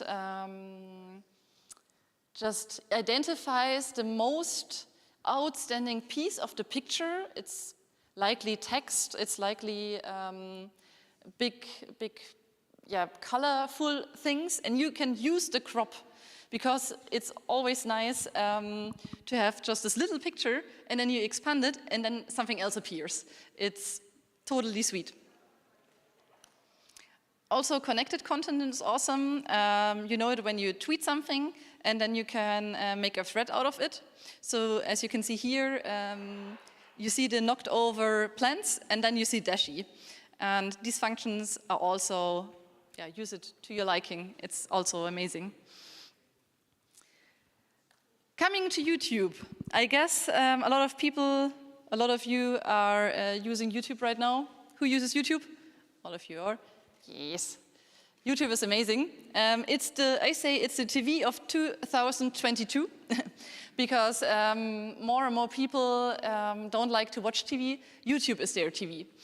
And that's why you can create a lot of engaging content that's memorable to the viewer on YouTube. So make hauls of your craft supplies, make some DIYs, long videos with a lot of input, and brand your YouTube channel, add the subscription button to the end of your video, and link your social media accounts. YouTube is an amazing way to get more followers on other platforms. And I know it's sometimes a little bit annoying that people are like, yeah, please give me a thumbs up and please subscribe my channel here. But it actually works. I don't know how, but it actually works. So if you're creating YouTube content, add this 2 sentences to your actual video. It works somehow, but just do it. Also, YouTube things is YouTube Shorts. Who's using YouTube Shorts of you? Nobody? Okay. YouTube Shorts is the equivalent of TikTok right now, but from YouTube. And YouTube Shorts is an amazing tool to get new subscribers, actually. You make some snackable content, we call it snackable content, also so some pieces like TikToks, post that on YouTube Shorts, and then people will follow you on your YouTube account. When you post things on your TikTok account, the way from closing TikTok, opening YouTube, entering your username and then finding you is so much work for the average user that they won't do it. So please post your content also on YouTube Shorts and you will get subscribers. Okay, Twitch. Who's streaming? Who's a streamer? Nice. We have some people here who are streaming. That's awesome. So, Twitch. What can I say about Twitch? Twitch streaming is a good way to have this interaction, this live interaction with your audience. You can also stream on different platforms. YouTube has also a streaming option. But the thing about Twitch is have constant timing. You can please use your schedule function on Twitch. I don't know if you know this function, but if you see the streams, there's a schedule function. And this is where the people can see the times you're streaming. Have regular times, so maybe Monday, Tuesday, or Monday until Friday, or Monday, Tuesday, Thursday, Friday, I don't know, do as you like. But please make it consistent.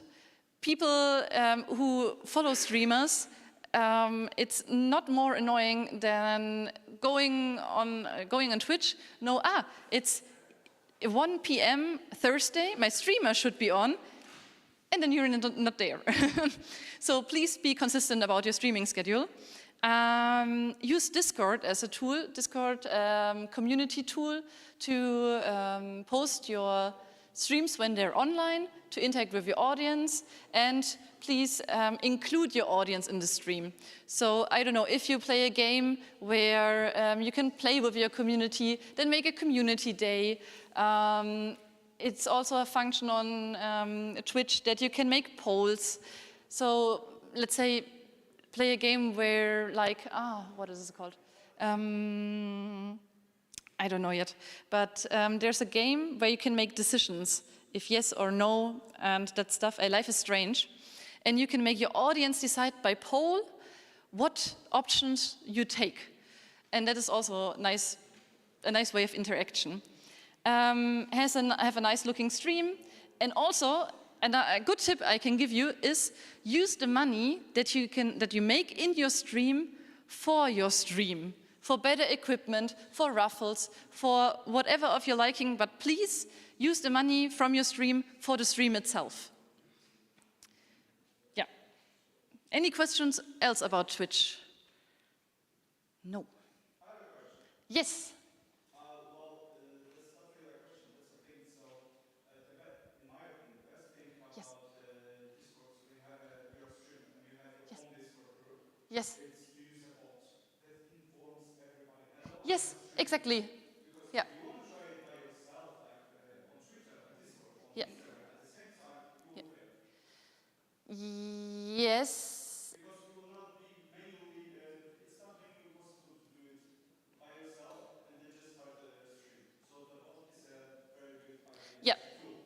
Yes, absolutely. So as he said, there's a bot on Discord that informs your friends or your audience on Discord itself that you're starting to stream. And please use that bot. It's also great. Yeah. Yes, question, please. What is better to use on the Twitch camera of your head or a VTube? VTube or okay, so the question was, is it better to use a VTuber or your actual face? That's kind of a difficult question. I guess when you're talking about a VTuber, do you mean, comical anime YouTuber, or do you mean a pony YouTuber? Pony VTuber? Because I don't know if you know Techie Cutie. Techie Cutie has a pony VTuber, or is a pony YouTuber, so she has a pony OC, and this is her VTube pony, I would say. But there's also VTuber who are streaming with, it's mostly in the anime fandom, with those, I don't know what they're called, with those characters, yeah.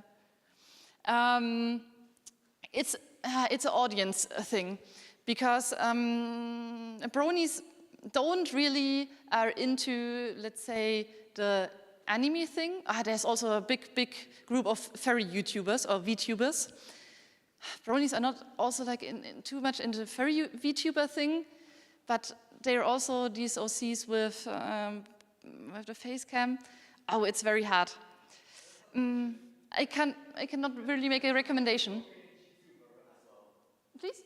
There's an option for a PNG tuber as well. Yeah, as a PNG tuber, true. So there's VTubers and PNG tubers.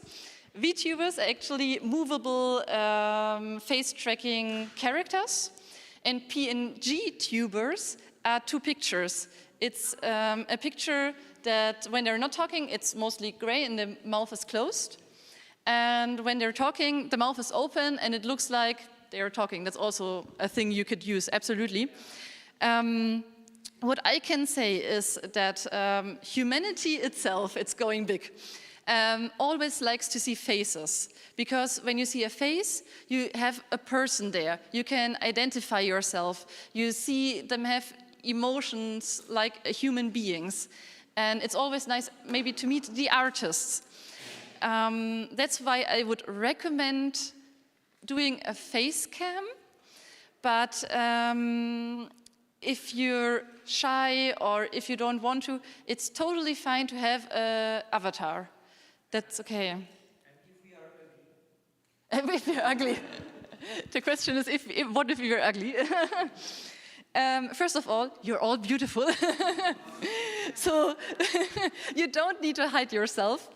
But as I said, if you're not feeling well enough to stream as yourself, stream as an avatar. It's totally fine. And I know some people who are streaming with avatars, more in the furry fandom actually, but they're pretty amazing. They have pretty amazing impressions, views, etc. And also, what is a good thing is that all of you know that the metaverse and the Second Life thing is really expanding right now. So a lot of people are on Roblox, on Minecraft, on, I don't know, Elon Musk is working on the what is called the Neuralink to create a new Sword Art Online in real life. So everybody at some point in the next years probably will get an avatar and they will change to someone who they want to be.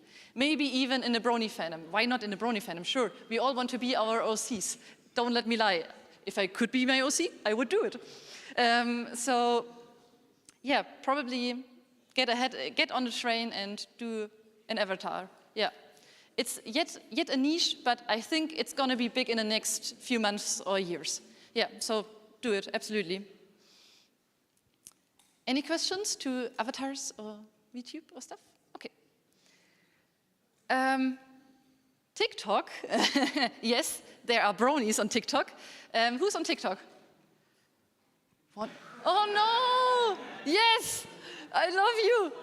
I love you. Mimic, you're also on TikTok, I know. Yeah. Yeah, okay. Okay. TikTok, as you can see, the hashtag My Little Pony or MLP has 4.8 billion views. So I don't know if, no, not many of you know, it seems like, that TikTok is an amazing place for My Little Pony. And there are cosplayers, there are animators, Alomix is there, I guess. There was even a My Little Pony trend. There was Wooden Toaster with his Discord song was trending on YouTube. And there are even crazy TikTok accounts which are creating only My Little Pony contents, and they have about 500,000 followers. And when you have 500,000 followers on TikTok, you should be able to be self-employed, actually. It's an amazing platform. It is absolutely crazy. The algorithm is absolutely crazy because it tells you stuff even though you don't know it about yourself yet. You see TikTok stuff on your timeline and the algorithm gives you a video and you're like, oh wow, that's true. I never knew about that about me. And yeah, it's, I don't know, it's crazy. It's crazy there. Yes? What's your experience regarding fake viewers and so on TikTok? What? Fake? Fake views and fake pushing of viewer accounts and so on. Okay, Stefan, I need to... Fake numbers and fake viewer accounts. Ah, fake viewer account. I didn't actually, even in work, we never got fake viewer accounts actually. So I'm not into that kind of topic.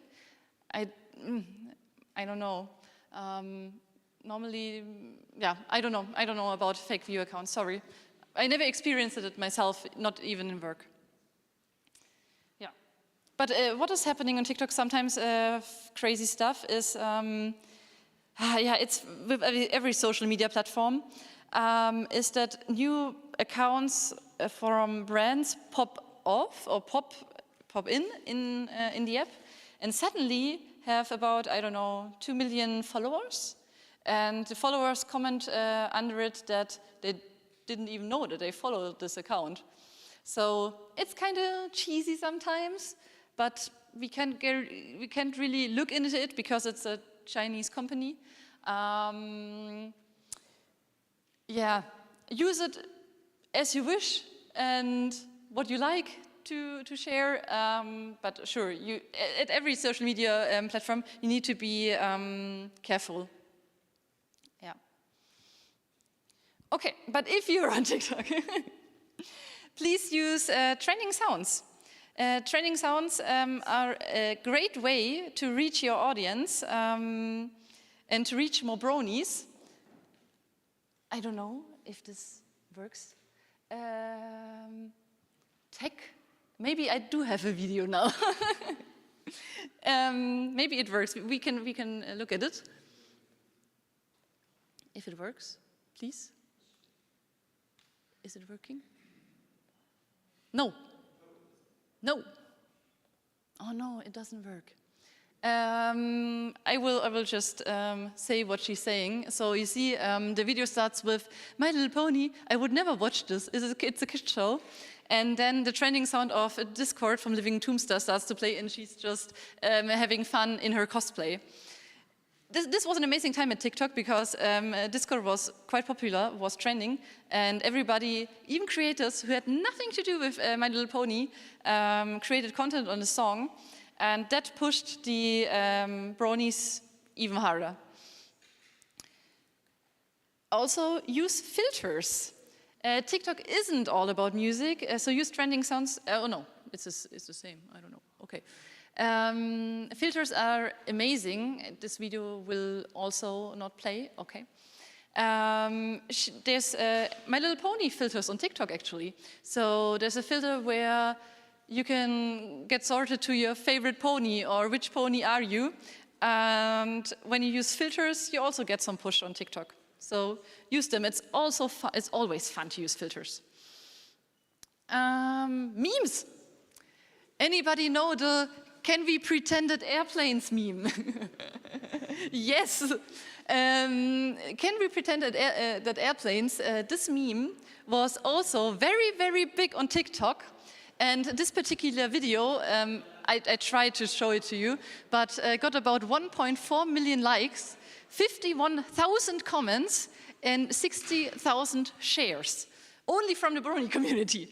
So you can see there are a lot of people there. They have fun creating stuff. Maybe I can, wait, maybe I can just, nah, I don't want to end the presentation yet. But I will come to that back later because it's an amazing video. Okay, and TikTok is all about fun, fun, fun. It's about finding your niche and communicating in it. And the algorithm needs to know your audience, so post 4 times a day at the beginning. I know it sounds hard. The TikTok algorithm, when you set up your account, the algorithm is the most advanced algorithm I have ever seen, and it's absolutely crazy. But the algorithm needs to find your niche, your target audience. So it needs content to spread it and to see which people likes your content, which shares your content, and so they can figure it out what your audience is. Yes? What does the beginning mean? Like the first 4 weeks? It depends how much, how fast your growth is, I would say. You will notice it because when you set up your account, you always will reach about 500 people to 1,000 people, and then suddenly it springs up to about 10 to 50K. Yeah, it's crazy, I know, and that happens when the algorithm knows or somehow knows the most of your content. And then it will reach the right audience will share your work, and then you get those crazy numbers. So you will notice when you found your peak.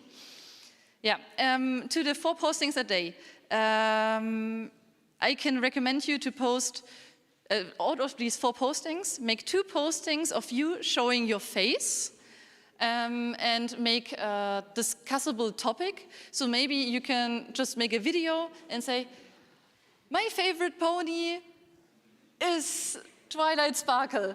And that will lead to a discussion, and people will go, no way, it's not Twilight Sparkle. My best pony is that and that and that. So postings or videos that make discussions open are always awesome. So 2 postings of showing your face, and 2 postings of, I don't know, something else, maybe a trending sound, a trending filter, etc. That's always a good mix of content for TikTok from the beginning. Yeah, 2 filters, 2 face things. Yeah. So, genau. And then I hope you enjoy Be the Next Brony Influencer. That would be my tips for the different platforms. I would yet try to show you some nice best cases from the Brony fandom. And we can also look at the videos that weren't playing yet. Any questions yet to different platforms, to social? Oh yes, different, yes. I will come to each of you. Yes. So with TikTok, from an artist perspective, where you're showing your face a lot, how would you then promote your art or what you're doing as a part of that? As an artist on TikTok, there are amazing time-lapse videos. So from the beginning to the end, a time-lapse. Then there's also opportunities to just show, do it yourself. So how to sketch an area, how to blend the area, just a lot of how-to videos. Then also, how do you find your inspiration? Talk about your passion, or maybe if it's a special pony, talk about your special pony. Show your artist life, maybe sketching in a field or sketching at a train. Just document your journey as an artist. Yeah, you even can make a video. So as I said, everything is content. So you wake up, you make coffee, you get your pencil, you sharpen your pencil, you get at the desk, and then maybe the video can end there. And then there's another video of you actually drawing. So just make up your life as the artist, as you are, and document it. And then sometimes, or not sometimes, but also please use trending sounds. And yeah, just show your work there. Yeah. Yeah, good. Or another question? No? Okay, who was also having a question here? Yes. Hi, so I was just wondering, what do you think of DeviantArt as a platform? DeviantArt. So DeviantArt is an amazing platform for all sorts of artists, or for especially drawing stuff. DeviantArt gets a little bit in the shadow because of all the other platforms right now. As ever, it's a nice way to share your work there.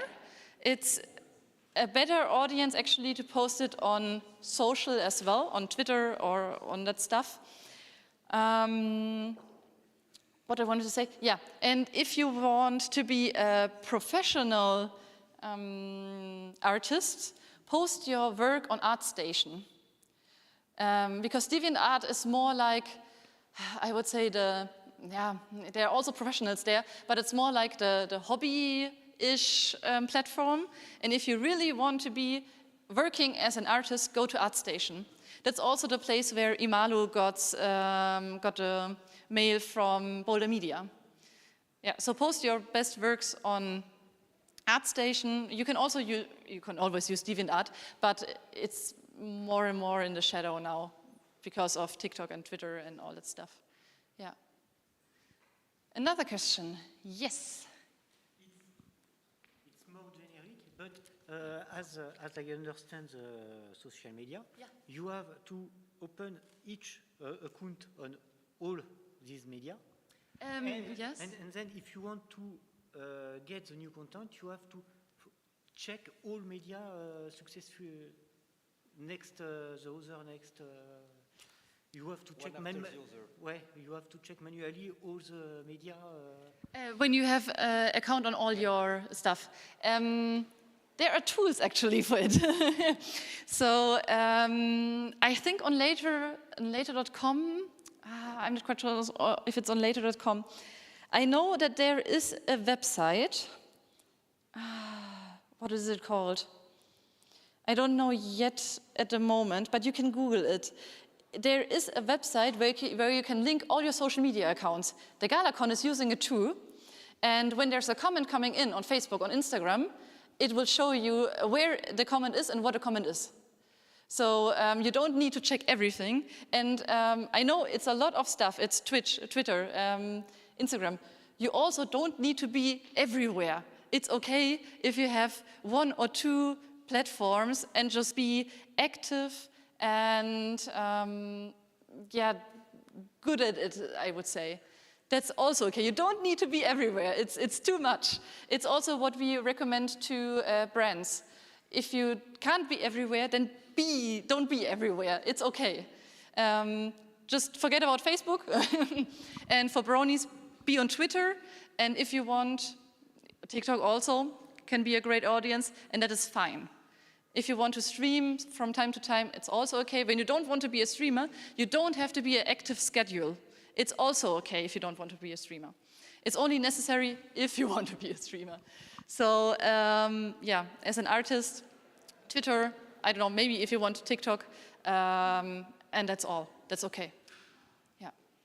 And yeah, there's a tool, but I don't know the name.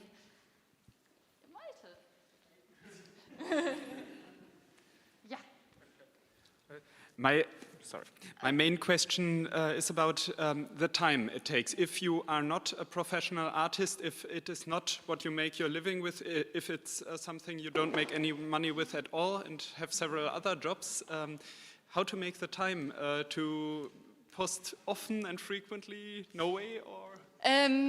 Yes, so I mean all the tips I give you here to be the next brony influencer are actually tips we recommend to brands. So to actually get a lot of exposure, to get a big audience, to maybe even set your hooves to be independent, to be self-employed. These are tips that are really into if you want to be your own boss. If you don't want to be your own boss, if you just make it for a hobby or something like that, don't be under such pressure that you need to post 4 times a day or on Twitter 6 to 7 times. No, that's too much. That's this level, I would say. What would I actually say? About the hobbies?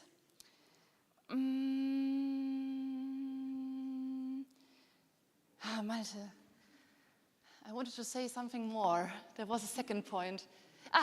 Ja, genau. If you don't have so much to share, or you can't post your content regularly, I would say take your time to produce the content, or maybe take the initial setup I said, like do a Twitch stream or make one video and make different sets out of it, like pictures and like snippets, and post it, and just use a calendar.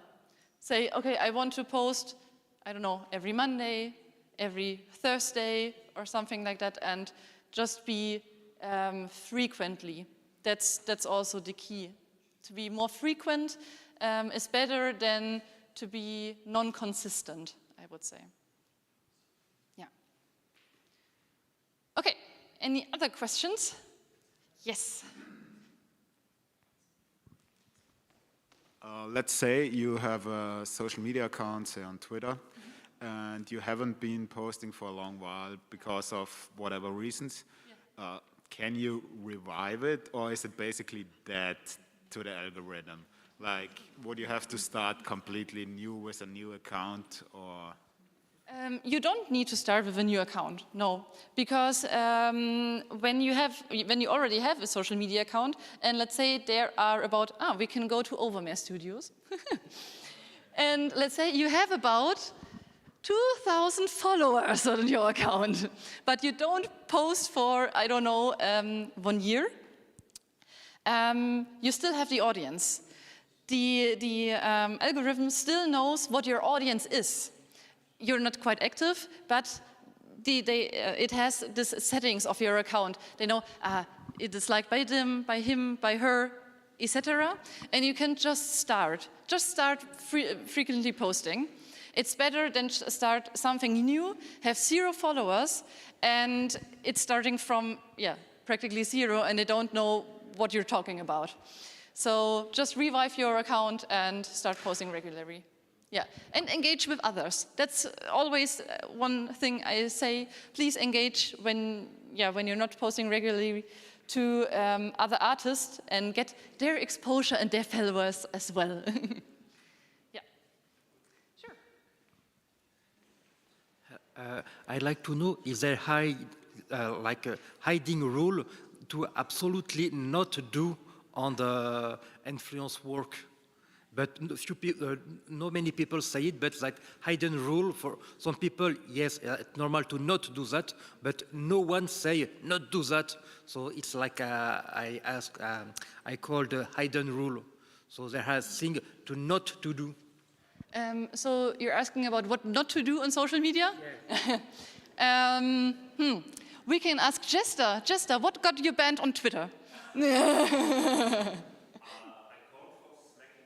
Yes.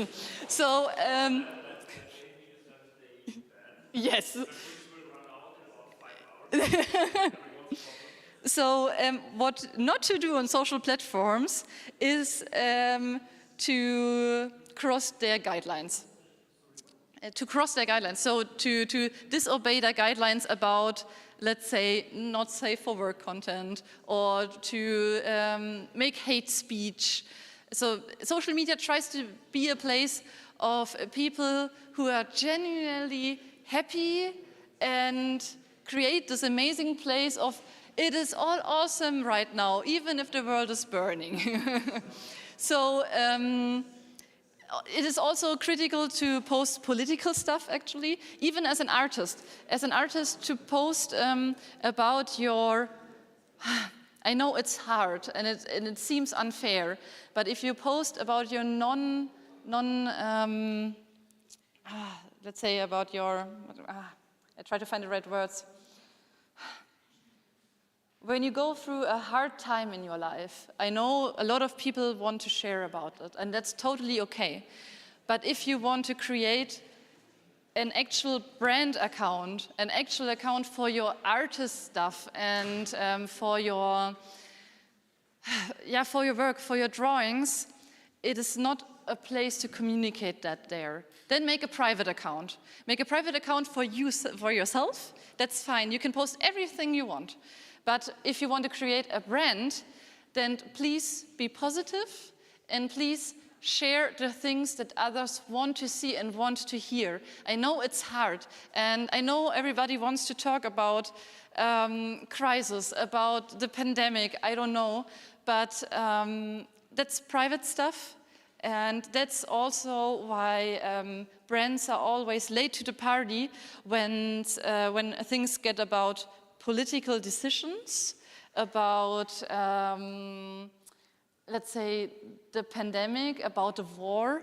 They always be like, no, we don't talk about that because we want to create this space of positivity and about our brand being good. Yeah. Hmm? I don't know. Controversial? Yes. Controversial content? It's better to avoid any controversial content. Yes. Yeah, it's a hard topic. On TikTok, controversial content is good, actually. When you say, when you have a strong opinion about a certain topic, it will get a lot of engagement and will get a lot of comments, and the algorithm will love it. But it also creates a lot of hate on Twitter. So you can post controversial content, but please be aware of that. If you're not sure if will this cause a shitstorm, let it be. Please, let it be. Let's say the picture of, who was it? The picture of Applejack in the zebra farm was a very controversial topic. It got a lot of engagement, it got a lot of comments, it got a lot of shares, it got a lot of reach, what was great for the artist, but it was also bad for him. So controversial topic can be good, but you should really consider what you're posting when you're doing that. It's not that easy. Yeah. Yeah. Can we mix content on a different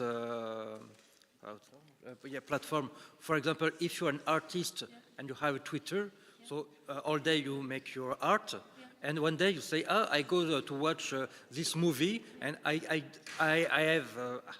like this movie, it's really good, the end is, I like the end, but if you're an artist, many people can say, it's boring, I don't want to see what he does in life, I don't want to see his work. So I don't know if it's good to mix this kind of information. Yes, it also depends.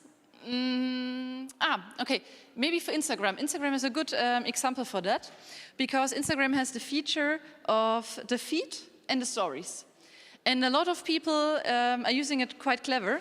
So on the feed, where people actually search for your content, there are always maybe the drawing stuff, the creative stuff, and in the stories, they're posting about their life.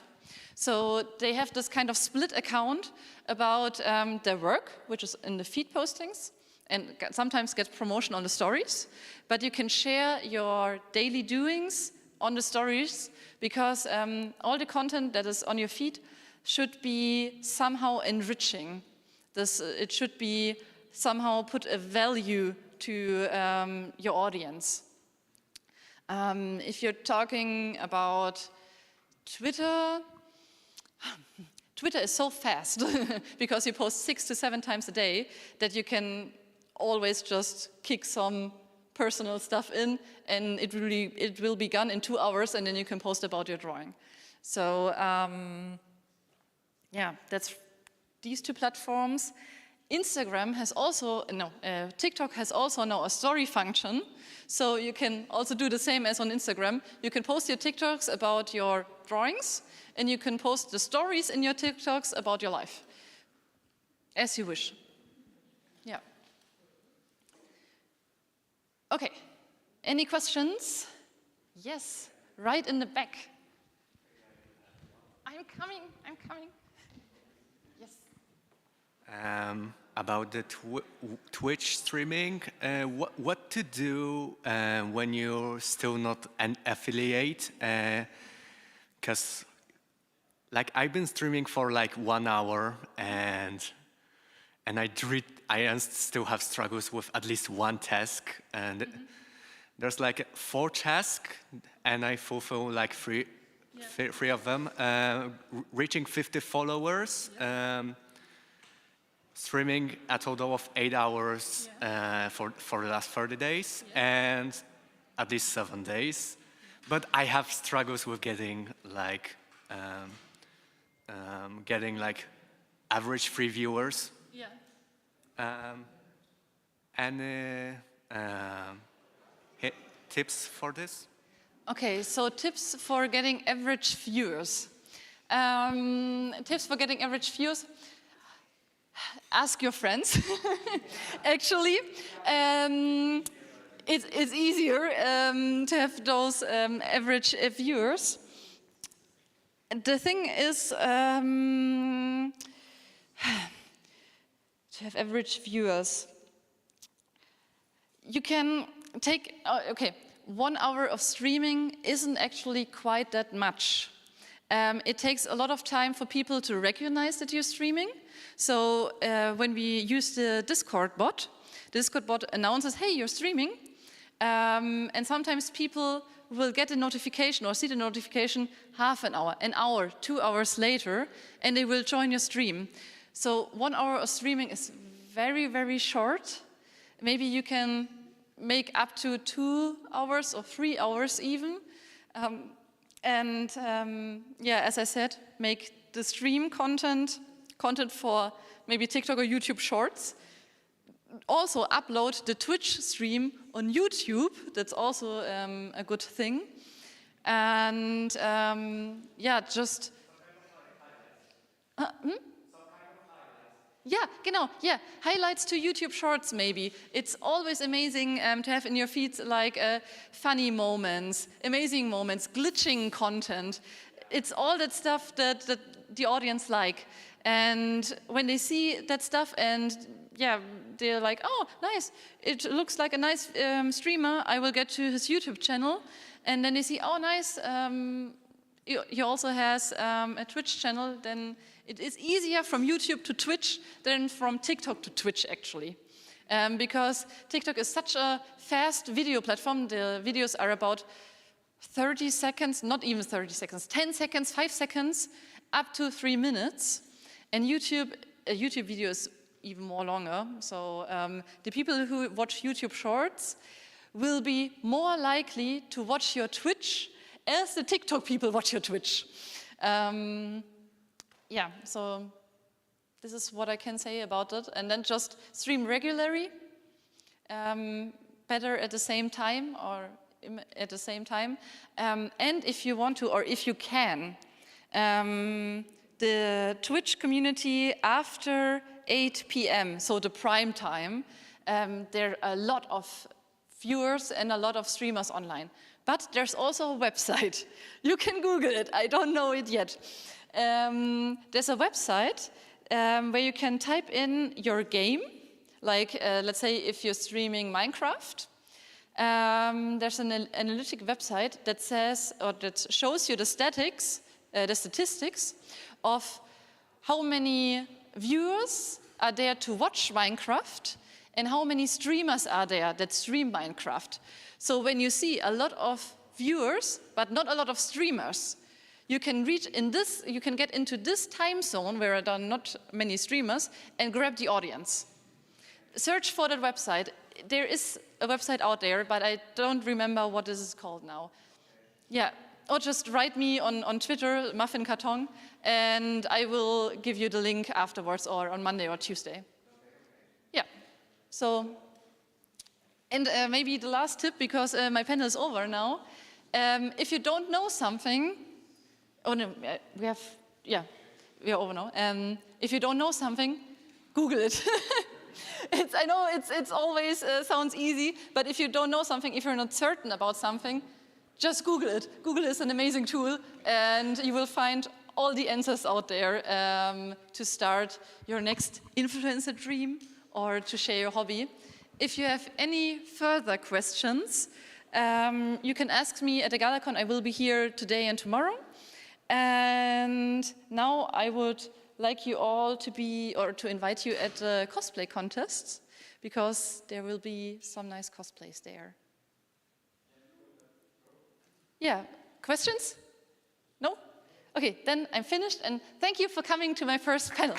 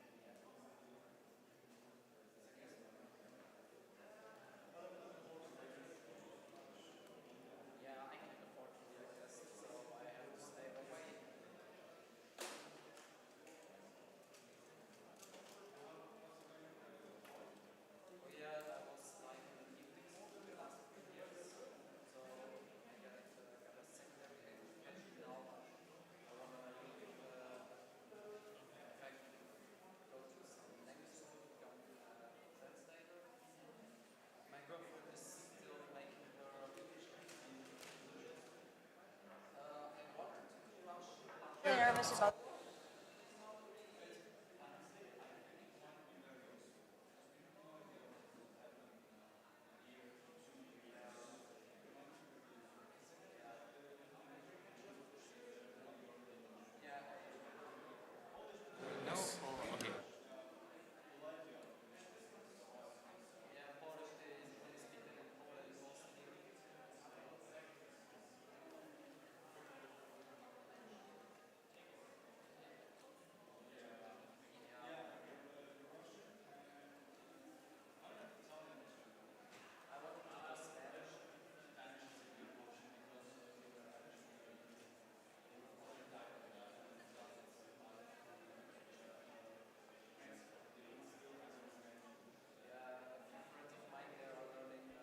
Test. Test. Ah, okay. Is muted for the moment, I think. Check. Yes.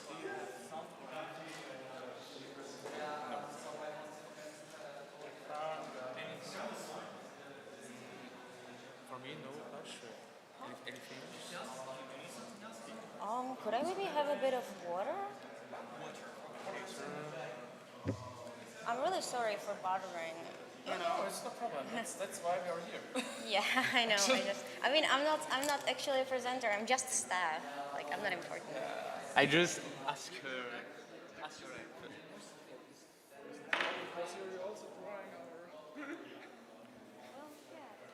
The shirt that you have, I guess.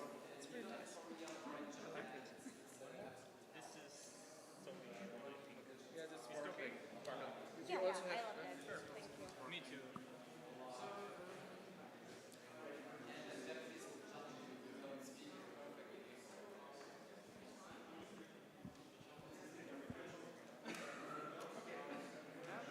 See ya.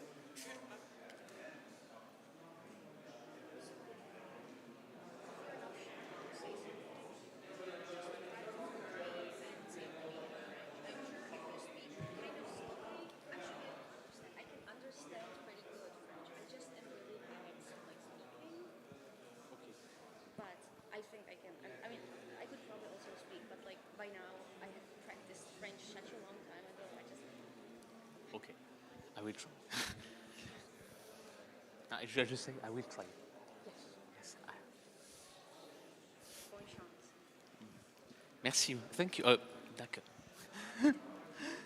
Merci.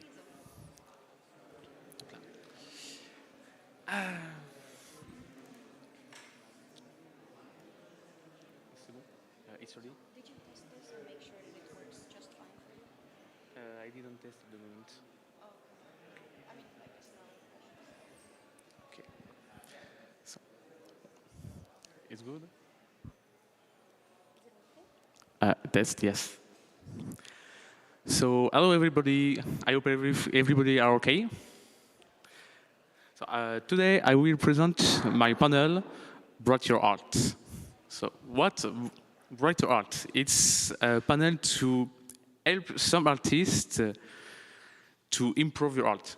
I will try to give you some tips to help some artists in artist world to improve, but you don't need to follow my way. It's just for help people if you have any problem in art. So, introduction. So, my name, Light Art, 32 years old. I am a freelance artist. I started to draw when I was 30 years old in 90s. For me, drawing, it was a manner to communicate with everybody. Because I have by moments some difficulties to say with words several things, but I try with art to communicate with everybody, to transmit emotion, feelings, and other things. During my childhood, for me, art was just a challenge and a manner to prove my worth, to say, hey, I exist.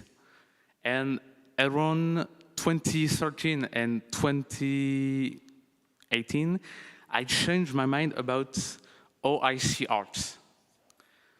since this time, I try to transmit my passion, to share with you, everybody, to transmit emotion, give motivation to other people.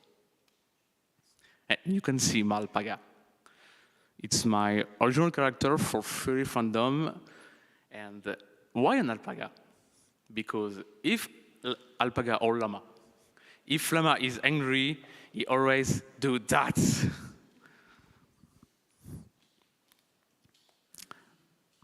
So we can work together about MLP Together Forever, my current comic I'm working on.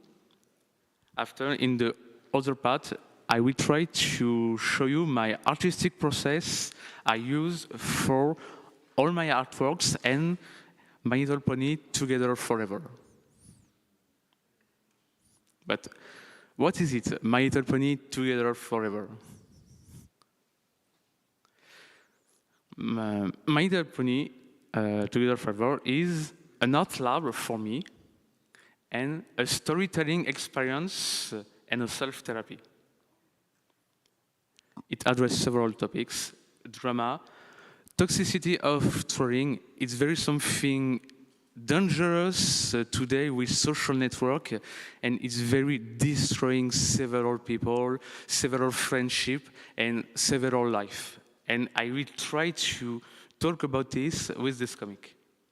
Gaslighting, something very dangerous too. It's like a positive toxicity when you bottle up your negative emotion and feel guilty about to feel not in a good mood or everything else. Another thing, trauma are not excuses for bad behavior. I see it in several social networks, and I will try to talk about it. And other important topics about it are forgiveness, empathy, humility, and tolerance. It's very 4 pillars on the comics I will try to show you in the future. So why this format? So you see, the page MLP Time With Me. It was my first webcomics in Brownie fandom, but it was made in Franco-Belgian format, and it was very constant pages, very easy to dialogues, and it's very static. And it was not very good for me to express myself with this kind of support. And this comic was made by Lum and me. I'm not the only one I have worked for this. The other one, it's MLP Record of the Time. It's not my work. It's not my work. It's the work of Gachikoba. And it gives me the inspiration for the future to try more dynamic and more space to use. And like you see, Rarity, it gives me an idea to try something. Tada! Pages of my own comics, and it's more better for me to do gorgeous things, to use the space like I want, and to transmit emotion, funny things. It was much better for me to work in this kind of format. So, what's the story talking about? So, the story takes place during the story starts during the great battle between T-Rex, Koziglo, and Chrysalis against the main six. And during this time, all Wendigos invade all Equestria. And at this time, it's when Pandora, the protagonist of my comics, just wake up of her banishment. And in this time, she tried her travel on Equestria. But where is Pandora in Equestria? Nobody knows. Where is she? Nobody knows. Maybe in a cold place. So, a little reference sheet I do for Pandora. It's an old siren, banished since a lot of millennial time. I tried to work on it to cross My Little Pony render and Don Bluth's render thing. So Pandora, an old siren, she eats negativity to find her old power. Because during her banishment, she entirely loses her power, and she tried to recover them with negativity and trolling and several things sirens used in Equestria. And since Pandora have recovered a part of her power, she started her plan for invade all Equestria with negativity. So, it was during the Great Battle, again, T-Rex, Cosiglo, and Chrysalis. No. The story will really start 5 years later since this time. In this moment, Sunset Shimmer come back to Equestria with Sonata. But something strange is happening. She didn't come back in the Twilight Castle. She back in an old cave we see in Equestria Girl Special. Yes, sorry. And when she come back, several problems have appeared in Equestria. Mystics have disappeared. Magic of Frenching is fading. The Wrath frenzy spread over Equestria. And the preparation for the Harmony Festival are not finished. But all this charge is for this poor Starlight Glimmer. She needs to manage all these things in the same time, but she's alone. But by chance, Sunset Shimmer is certain to manage all these problems in Equestria and to save the day. So wait, what? Yeah, I know you didn't think for this, but it's a job. Sorry, Sunset. So no, the artistic process. In my artistic process, I use references. Yeah. Use references, it's a big taboo in artistic world, but it's a stupid taboo. The better sentences I found for this, it's a sentence of Rose Draw on YouTube. You are not paying to paint every leaf or your art. And in the industry of animation or when you work on illustration, you need to manage your time to make things very quickly, but not take a lot of time because you need to manage time and frustration after you will finish your illustration. And why use references? Because in industry, almost all artists use references to help for colors, for gestures, or for this kind of things to help, for example, to do hairstyle or movement. But when you have artists, you say, do it just with your mind. No, it's bullshit. You have the possibility to do this, but it's better to use references because it's to work more easily. It's for learn several things. And I don't find another thing. Sorry for that. But when you use references, the important thing is to create what's called the second brain. It's a great folder or on your computer or on a server internet or a website like Pinterest to create a great painting of what you adore in art. And give you in the future some idea to try something, to try to color in different way. Like for example, I give you some of my second brain I use for example, my comics or all illustration I do. But when you use references, don't forget, with great power comes great responsibility. You don't use references just to make your art in a fast way. You need to learn in the same time what you create and how to create a better thing later. And it helps you to improve your art for the future. But you are free to use references for create several art. It's not a taboo, it's just a stupid bullshit thing.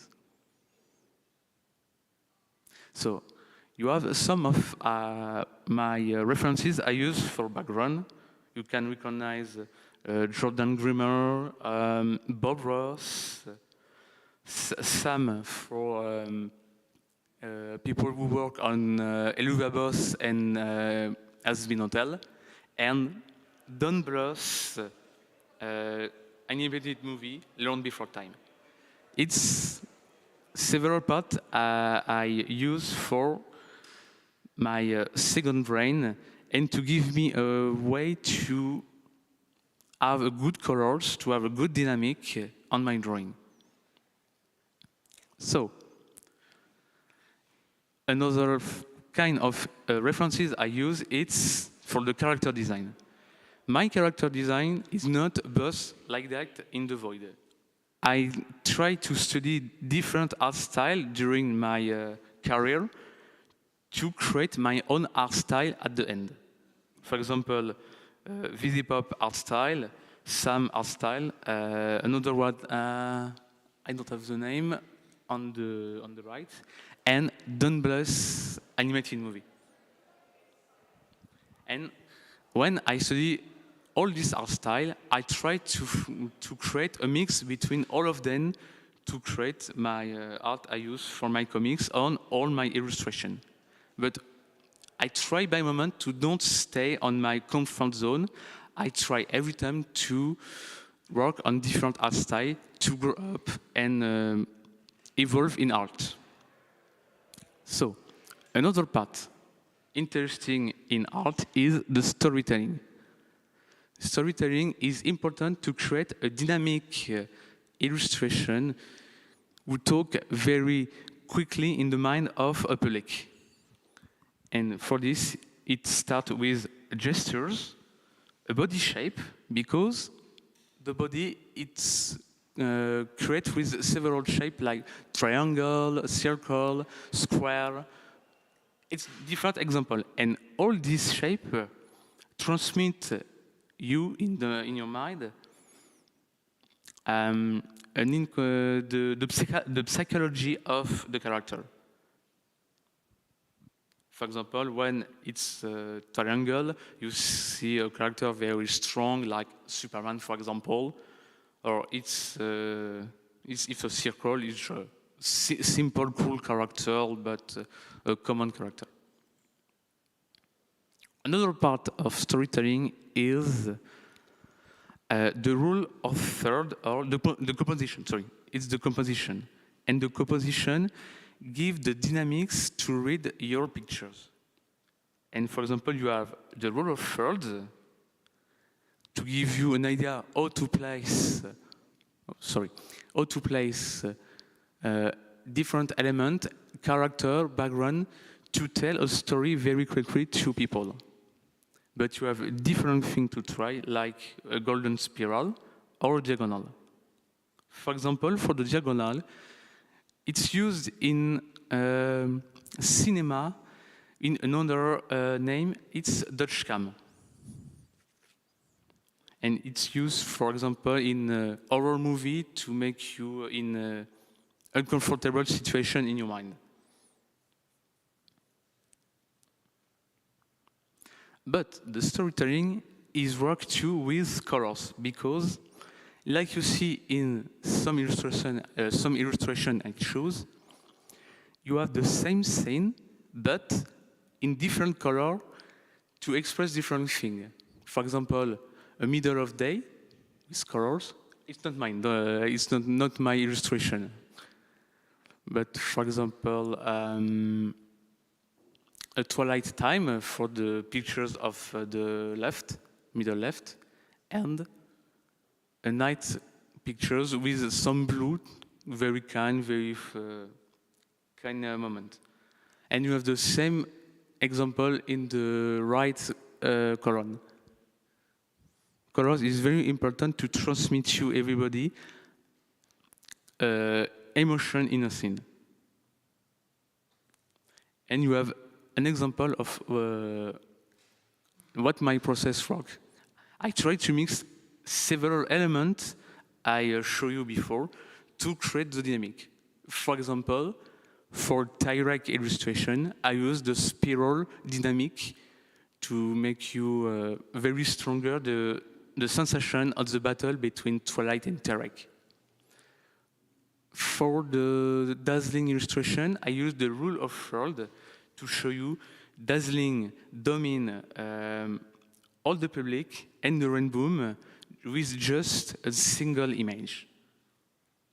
And of the last illustration is to show something important is happening in Ponyville, and two characters are very astonished about this event. Sorry. The next one. Another things to use in art, it's synesthesia. Synesthesia is a neurological phenomenon when you mix two, when you wish two or more senses are connected to each other. For example, my synesthesia is connected between sound and colors. And for example, when I hear music, I see several harmony of color. But in the other way, when I see several scenes with color, in my mind, a music are created. That is the synesthesia. But it's not the only way, the only thing on synesthesia. You have different things. For example, other people have synesthesia with numbers and savor, or numbers and colors. It depends on the people.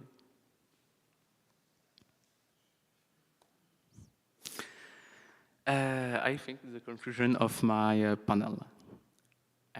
Everybody have a question?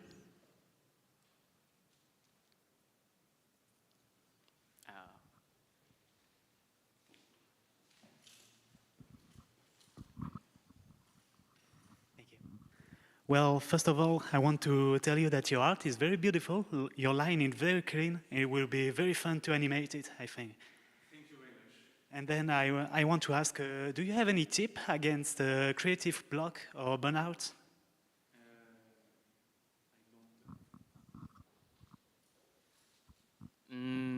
I don't think no.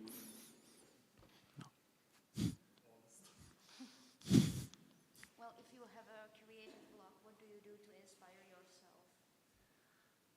No, I don't have, I think. You have never had an artistic block? Artistic block. Okay, sorry, I didn't understand. Yes, artistic block. It's very horrible time. But for artistic block, when you have it, the way I try to use is don't draw in several time and try to make something make you happy. For example, play video games or make a travel, see friends, talk with them. But you have not a good way to go out art block, because art block bursts when you have not managed very well your time for pro illustration and your drawing for pleasure. And if you privilege more work, for example, you will be more frustrated to don't do arts for yourself. And it's at the moment the art block is started to create on you. But for this, you have not very a good way to go out art block. But it's just tips I try to do. Maybe try it, maybe to help you or not help you. You're welcome. Another question?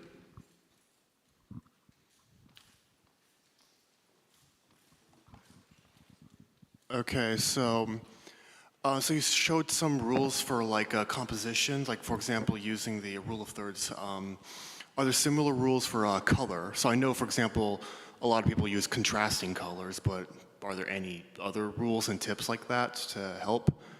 So for example, is there anything that says use highly saturated colors here and low saturation here, for example, right?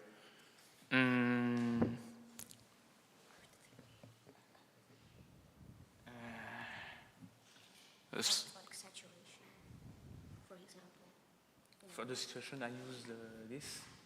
Yeah, like how do you decide where is appropriate to have saturation and where it's better to like low saturation? Just one, okay.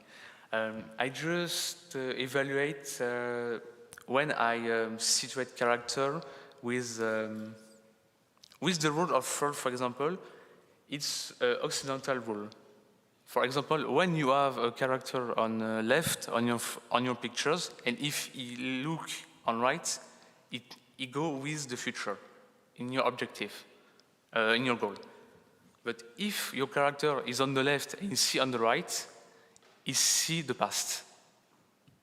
Okay. But for example, if you are, for example, to Japan, this thing is inverted. For example, in manga, when people are on right and see on left, for Japanese people, for example, it's to see to the future. But when you see with the rule of third, when you are on the top, you dominate character, for example. But if you are on the bottom, you look where on the sky, for example. Yeah. But it's just a little example because you have a lot of rules to draw art. It's why, for example, I say you before, try to see a website like Pinterest or YouTube too will explain you all these different rules work. Okay, wonderful, thank you. You're welcome.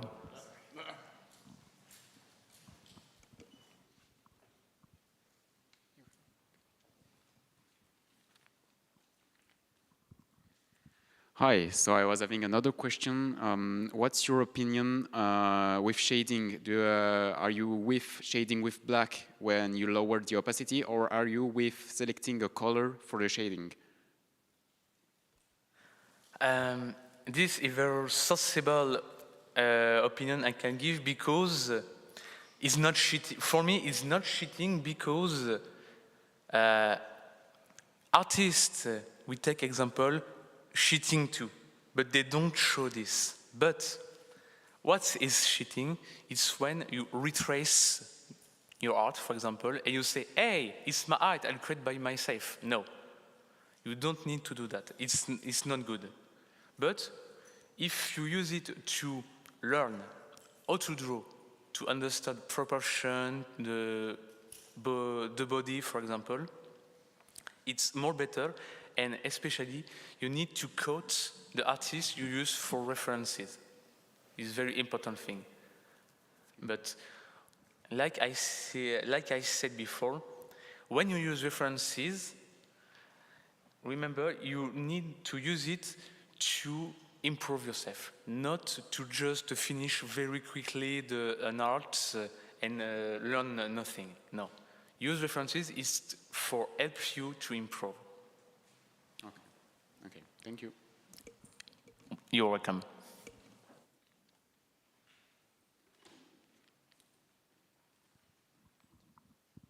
Hi. I see a lot of artists use different colored lines in their illustrations.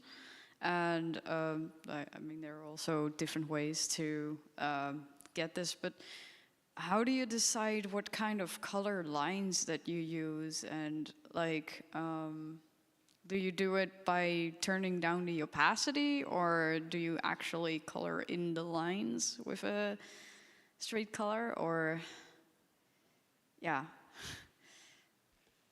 So for this, I use my instinct, yes, instinct. Instinct. Instinct, yes, thank you. I use my instinct, but my instinct is birth when I have learned several things with references, colors, for example, or the composition rules, and it's just an instinct, because when you work on these different things, it's you learn the rules instinctively. It's difficult to explain because we don't we choose it, and we choose this color, for example, or composition, but it just like this. We cannot really explain, but we try to use some rules on composition to have color to explain emotion, kind of emotion. For example, red is very strong color, for example, or orange, but orange is more, for example, nostalgic colors, like sunset moment of the day or the golden hour of the day in photography. It's a very strong moment for photograph to take pictures because orange transmit a lot of emotion in the same time. But it's just an example. For example, if you have dark color, it's more to create a dark environment, for example, or horrific environment. But when it's very dark, gray, or not saturated color. I hope it's helped you. All right, and in comic books they normally use like straight black, right? Or is that also not like completely black? Not only black. I use a very lot of rainbow of color in my comic book. Okay. Thank you. You're welcome.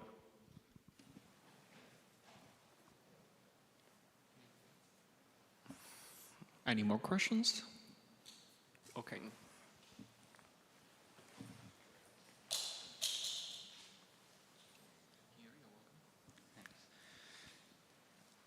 So,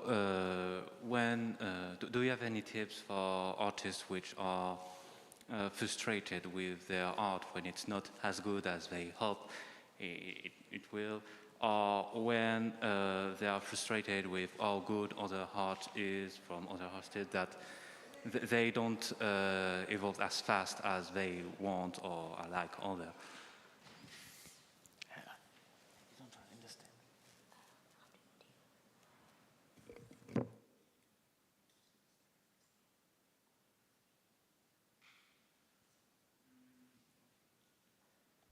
For this, I don't have a real reply for this.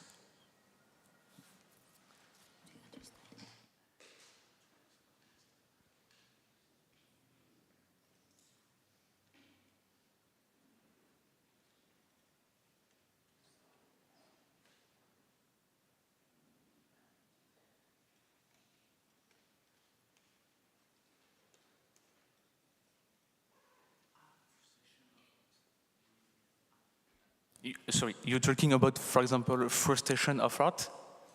Yes. It's a great question. It's a problem with several artists because we are almost every time not satisfied of art. Because we are very, very, what to say?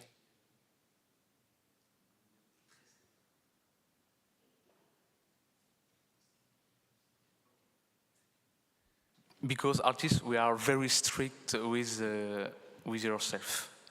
Because we try to make the better art every time, but if we are satisfied to create a great art, it's like to enter in the comfort zone and not improve your art after for the future. But for this, it's very difficult to reply because artists try to do the best. Basically, artists try to do the best for the next pictures. When he starts an illustration, he thinks for the next illustration. But it's very difficult to say you be happy for your illustration. But something for help you, when you create something, see it like a little step to grow up in art and be better. But don't be very, don't have a goal very huge for you. Have a huge goal is good to improve, but in the same time is very frustrated for yourself. And it's where it's like this, several young artists totally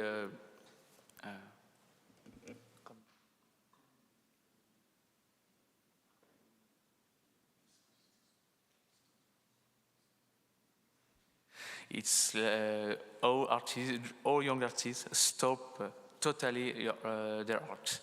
And it's not the good way to have a very huge goal. Like I say, just huge goal to help you to improve, but try to see something step by step. When you create something, just say it's good for the next time. I hope it helped you. Another people for the question? You might have a question. Okay. Oops, sorry. I was wondering, do you ever personally struggle with comparing yourselves to other artists? And if you do, how do you manage to still motivate yourself and not just be... It's kind of like relates to your question, but to your previous answer, but specifically when you compare yourselves to the other artists, do you ever struggle with that?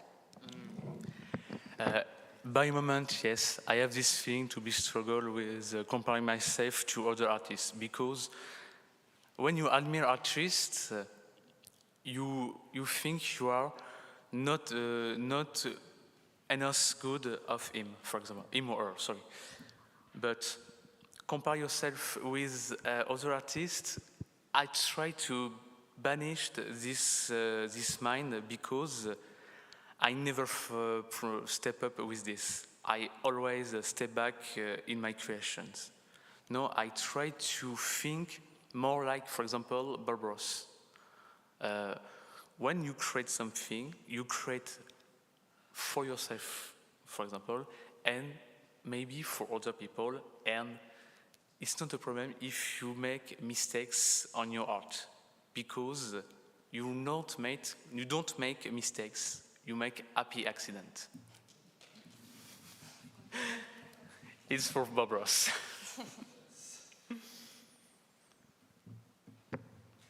Anybody have a question?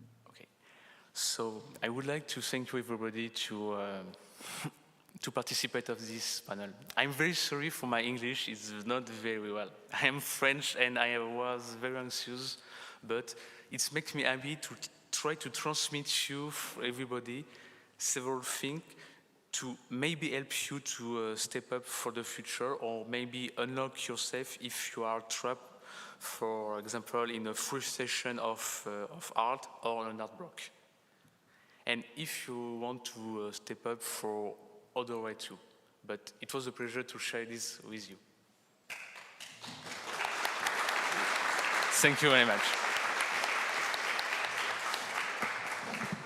Make sure to visit our lights vendor table. It's on the second floor next to the con office. And if you have any other questions or even just want to take a look at his stuff, get some inspiration, it's a great place for that. And another thanks too for all the staff of GalaCon. You really helped me to participate of this first GalaCon because it's my first GalaCon and my first time out of France and in Germany. And for all of you, I would like to say a huge thanks and a huge hug for all of you. I have a good convention, guy. I wish you the best for this convention.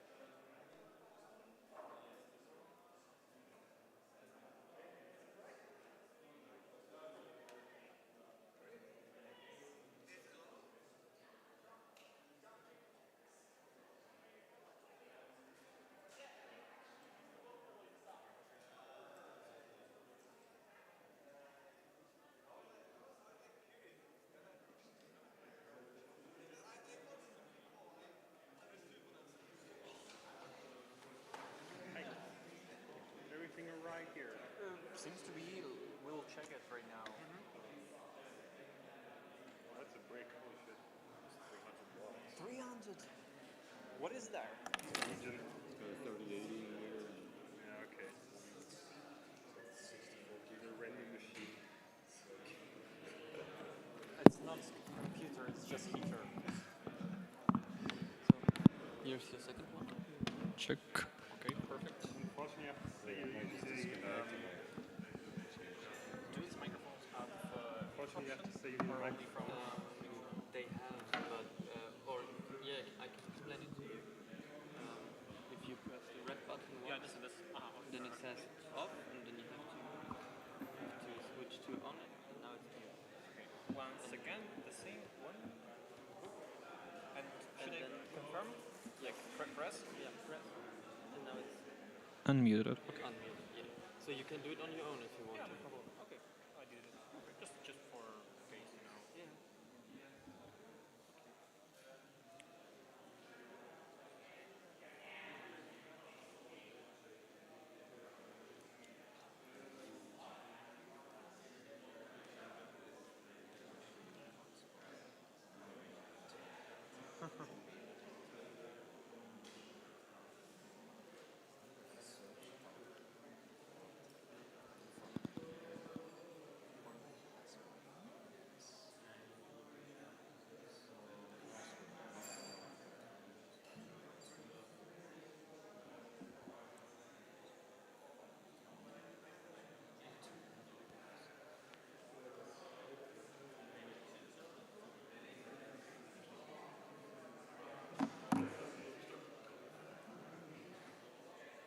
Okay, you told that you're gonna sit somewhere here, so... Yeah, just gonna stay over here. Okay, good, yeah. Sit yourself, yeah.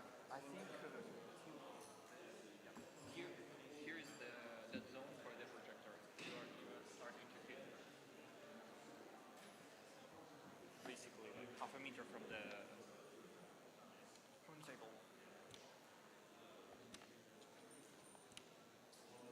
So which one is the mic? Huh? You know, also if you're just sitting, you can also use this one if you want to. Which is better? Basically, he will stand. Huh? What? Yeah. Can you just see the capacity of the Two. That is good. How long this last? How long? 8? 4? Oh, yeah, on maximum when they are full 8. So it should be about 4 hours. Don't be afraid. Everything's fine. Fine. Also, I'm Is it you first? Wasn't you first? thinking of the zoom camera. Long time ago. If guys are getting recorded, won't it prevent the camera from being... No. Okay. Should be okay. So he plugs everything in. He's ready. Yes, or I will tell you that you can unmute it. Yeah. Okay. I hope it's muted.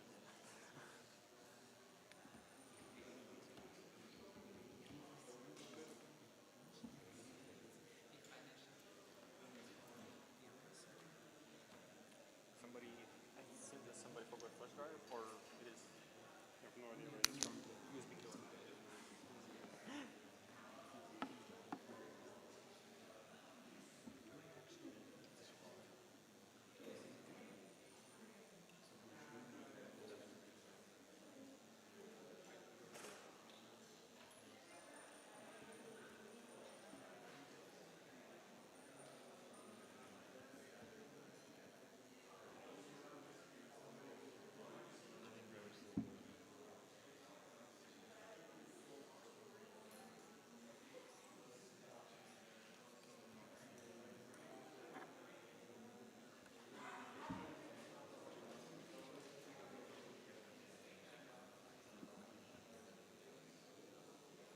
It's right now, you have right now?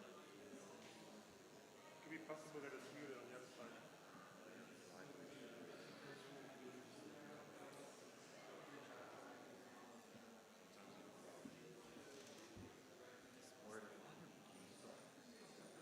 You can also adjust it on the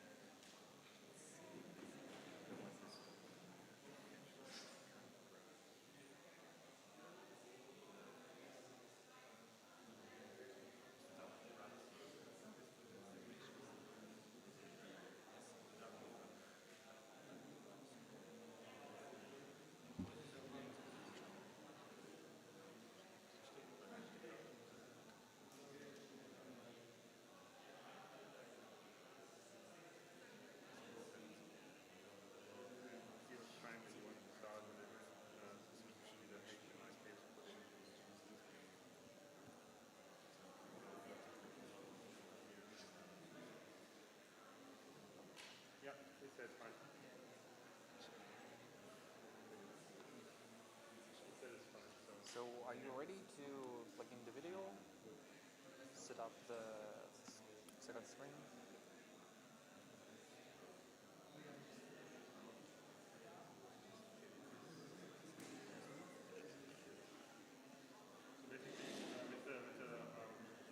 Loudness, you can just keep these kind of like just blast out for a moment.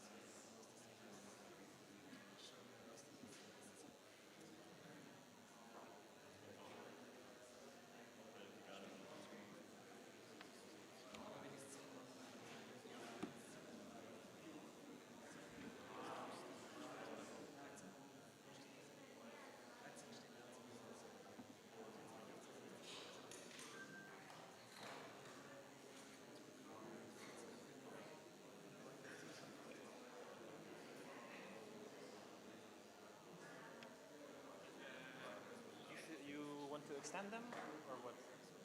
Because now they are just duplicating. Okay, good. Can you pass some sound just for check? Yep.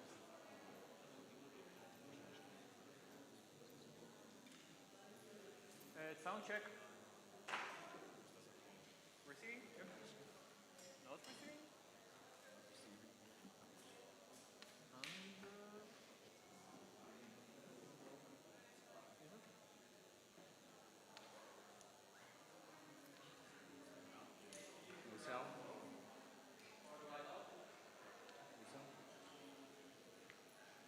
Basically, you plugged it. Have you chosen the device, audio device? Can you go here and check the device? Which are you using? Yeah, sound. Yeah, sound. you have to set it to the sound and a little arrow on above. Not right here. Yep. Speaker. I think speaker. One above. Okay, then that's all. Is playing? Let it be. Okay, then let's try. We are trying with different sources. Don't pause it. Don't pause it. Just okay. Nice. Works. Good to go. Yeah, I'm good. Or maybe I should start with that. Hey everyone. I'm a little bit nervous right now, but yeah, so I think I'm going to talk about something a little bit different than what I was anticipating to do, because normally I would be explaining how I would make my videos, right? The technicals and stuff like that, right? But I was thinking, like, it's been 10 years since I've been on YouTube, right? And I was thinking, how did I feel like in that time lapse, right? And I think it would be interesting that people could see how it's really like being a YouTuber, because I don't think a lot of people know about that. And so what goes on behind the scenes? Because now you see flashy colors, you see nice looking thumbnails, big numbers. I'm allowed to flex a little bit, right?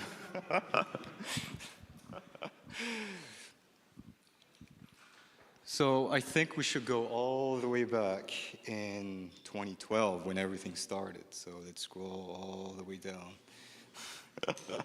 I don't have that many videos, right? So it started with this one.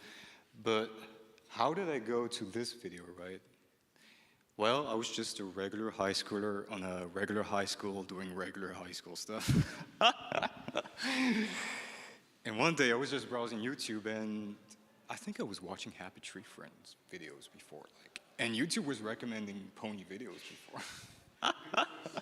Great choice, man. Like, and what was the thumbnail I saw? I think it was something like this. Now the original uploader deletes the video, but I can remember it like yesterday. Like that was the very first pony video I have ever seen in my life, and I think that that guy, whoever it was, changed my life forever because of that meme. So I think I'm going to play it back right now.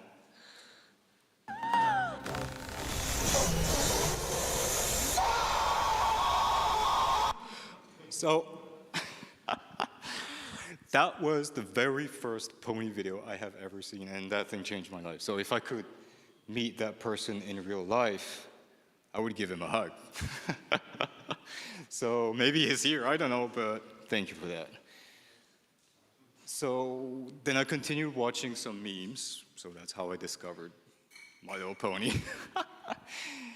And I eventually watched some episodes, and I think I really liked the slice of life aspect to it, you know, the life lessons, the slapstick comedy. I think the slapstick is something that can kind of show itself in a lot of my videos, right? Because you see a lot of them, you know, I just get pummeled by these characters there, but how did I go from nothing to this, right?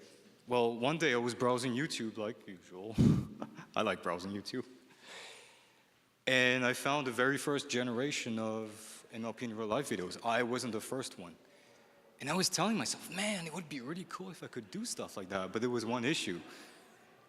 I had no knowledge about any of that. Like, maybe I knew how to operate a little bit the camera, but how do you do stuff like that, right? And so I started looking for tutorials online, like how to make explosions and how to make cool YouTube titles, because I was thinking like, oh, maybe I should do a cool YouTube title so, you know, I can show how cool I am, right? Not sure if you guys know about this site called Video Copilot. Andrew Kramer, right? So, yeah, I was watching tutorials like how to make explosions, and I was barely like learning After Effects before I started like making my videos, right? And so eventually, with my very limited knowledge, I came up with something like this. So that was my very first video. I think there was a channel called like Green Screen Ponies. I'm not sure if you know about that one. I simply took a green screen and just slapped in there with like some tracking, and I called it a day, right? And I can remember these days, man. Like, I think I had like 200 views on that, like maybe like 20 likes, 2 comments. Like, oh man, these were great times.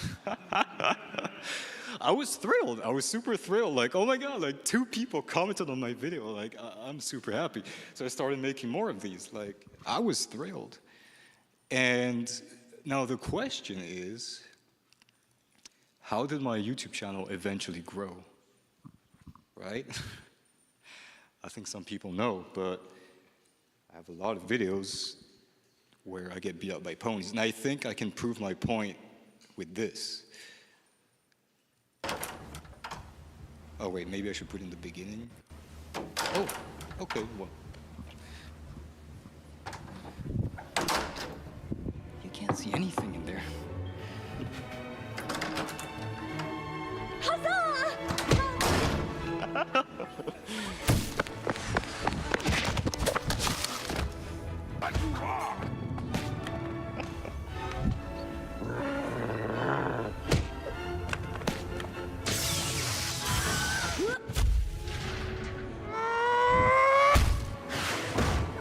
Oh well, not me, huh? I ought to press you with your jerk side! I'm gonna murder!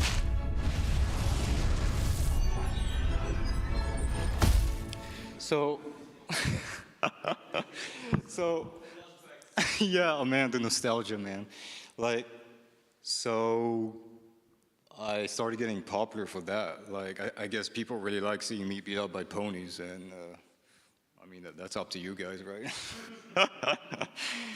And I started to get known in the fandom for that. Like, oh yeah, that's the guy who gets like, crushed by ponies during roundhouse kicked by Applejack or something like that, right? And well, I mean, if people like that, then I'm gonna make more, right? And so I think this is where my YouTube journey really started beginning. And I think I can try to describe that with my very, very limited knowledge on Microsoft Paint. Yeah. Okay, wait. Okay. So we're going to represent my journey on YouTube with a little chart. All right, so we're going to draw a line like this, and we're going to draw a line like that. But now, what are these two different variables in there, right?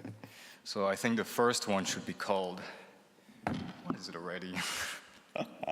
So confidence. Is that how you spell confidence? And then we have okay, how do you zoom back 100%? Okay. And here we have experience. I hope I write that correctly. So during my first years, I think I could say that my confidence and experience was kind of growing up like this. A pretty natural way, like, pretty healthy. I wasn't getting too many views. I was making more videos. I was progressing in a very natural way, right? Then one day I came up with let's see, so many videos of me getting beat up, man. Like, where is that video? Like, oh yeah, so that My Old Dashing mini movie, I'm sure many of you know this one, right? And same thing, just my experience and confidence just growing naturally. I mean, I didn't get that many views overnight, mind you, right? So why am I talking about that, right? Well, because there was one video that changed everything in my head. So if we go up here, we see this one right here. So Castaway. Now, what is the outlier from this compared to everything else? I mean, I think it's that big number right here, right? 35 million. Now, why is that important? Because it started getting into my head. Like, the first time when I uploaded that video, I went straight to bed. And the next day, when I woke up, like, I was shocked. Like, overnight, millions of views. I can't remember, I think it was like 3, something like that. I was blown away. Like, I was absolutely thrilled about it. And I felt unstoppable. So, so naturally, you would see my confidence start going up like that, right? Kind of like in an unnatural way. Because normally, in a perfect world, you would normally get something like this, right? Your experience and confidence grows, and then it kind of tapers off. Like, that's part of my excellent drawing skills right there. But I was already deviating from that trend, right? So what happened? Well, I felt unstoppable. And I made another video, another banger, like 23 million views. Then I made another one, like so many views. And naturally, this thing got in my head, and I was thinking, man, like, I am the best. Nobody can stop me. But that was a problem because, so it was going up like, let me put black again. And it was going up like this, like very unnatural. And so naturally, you can imagine me being like that, right? Oh, yes. Right, like that. Maybe we should make a little, like, crown, like that. And maybe a cape, right? I felt like I was at the top of Mount Stupid. Right? I was up there, and it took me a very tiny amount of time to kind of realize that, wait a minute. I'm not actually that experienced. I'm not that good, right? I started realizing that I was just like scratching the surface of an iceberg. Like, if you can draw an iceberg, like I was like scratching that level, and you have like 3 billion kilometers of an iceberg down there of knowledge and skill that you can learn so much about, right? I was just a beginner, and I thought I was the best. And that was a big problem because when I had this realization, well, guess what happened? It went down like this. So down here, we can call it the Valley of Despair. Let me put a few A's extra, right, just to prove a point, right? So then I was down here, right? Let me draw myself right there, dead. Like this, right? Maybe my two legs and my arms like, kaput.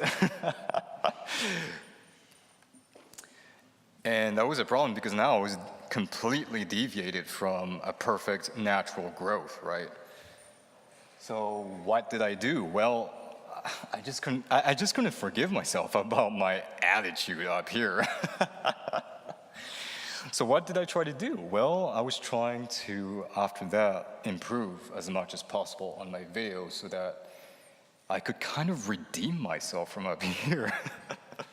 So I started making some other like banger videos, right? We have the echo videos that people really like. We have the man versus ponies. Then we have the the JoJo ones, right? And you would think that, well, I mean, this guy must be killing it, right? There's absolutely no problem whatsoever. But the fact is, I was obsessed about trying to make things right? I was, maybe kind of slowly going up, right? But I was still like way below my trend line, right? So I was obsessed about pleasing people. I was obsessed about like fixing my mistake back here. I had this sense of like, my videos are never good enough. I had to make a better one every single time, and I was stressed about that. I always had to, upload the video as fast as possible, right? So, otherwise I'm gonna lose followers. People are gonna start not being interested in me, right?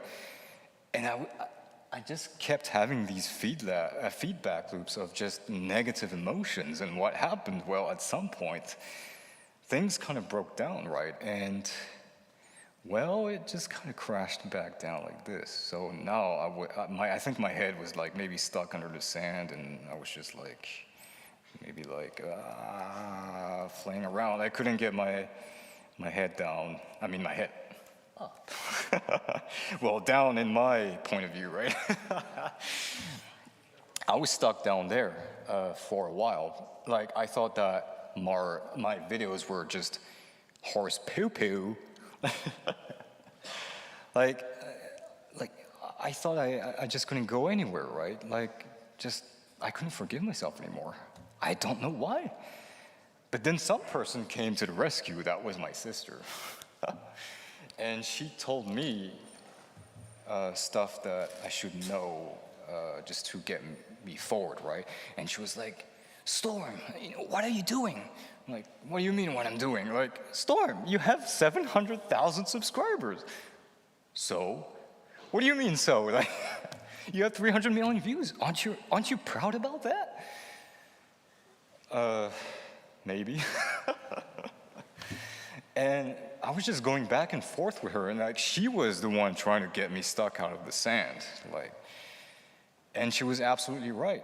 Life is not about being the best. Life is not about trying to go forward as much as possible, right? I think life is more about the journey, whether your goals are unattainable or not. And that is something that took me a while to understand. I think it took me like maybe 6 months. Like, I just stopped doing anything for 6 months. Like, the problem is that if you don't have any confidence, even though you have the skills, you don't go anywhere, right? So it took me a while, like this spiritual journey of me to realize, you know what, she's right.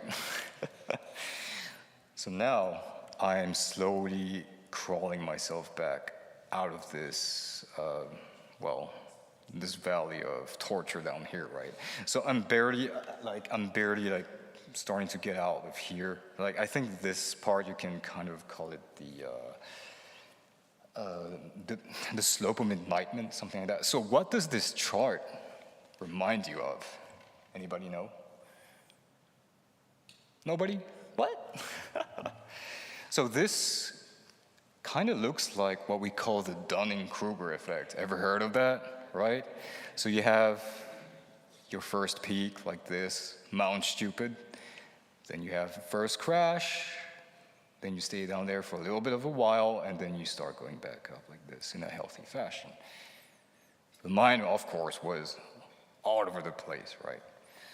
So what I'm saying is, like, maybe some of you, whether it's in life, maybe it's in your career, whatever it is, you can use this example of me of what not to do. And now, you might be asking like, but Storm, aren't you going to show us how you make your videos? Yes, maybe I should. But I think it was important for me to kind of discuss how I felt like during my 10 years on YouTube, because what you see on the first glance is this, right? See these colorful colors. Nice looking thumbnails, big numbers everywhere, right? You might think, oh wow, this YouTuber, you know, he's getting so many views, you know, he's got his life, you know, figured out. He must got like, you know, 1 billion friends, right? Well, is it really true though? Man, I'm putting myself down so much right now.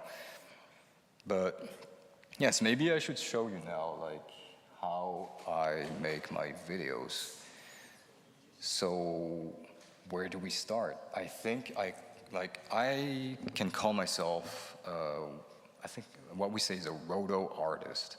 But what is a roto artist is someone that takes existing elements, whether it's a real life person in live action footage, a CG character, or any sort of elements in some existing things so that you can change them into something new, right? So my job is to try to make things, like prepare stuff so that they can fit together as nicely as possible. So I think I also have some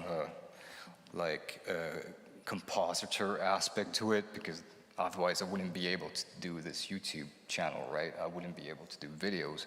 But most of my work is the preparation, this whole thing about, rotoscoping. So we can start by going in one of my projects in my last video. But I think, so maybe I can show you a good example of what I mean by preparation. So if we can go to, I think it's clips, then the magic tricks from Twilight, you can see multiple clips from the show, right? So let's see, we're gonna take maybe this one right here. So now we're gonna wait a couple of billion years for it to load. Come on. We don't have all day.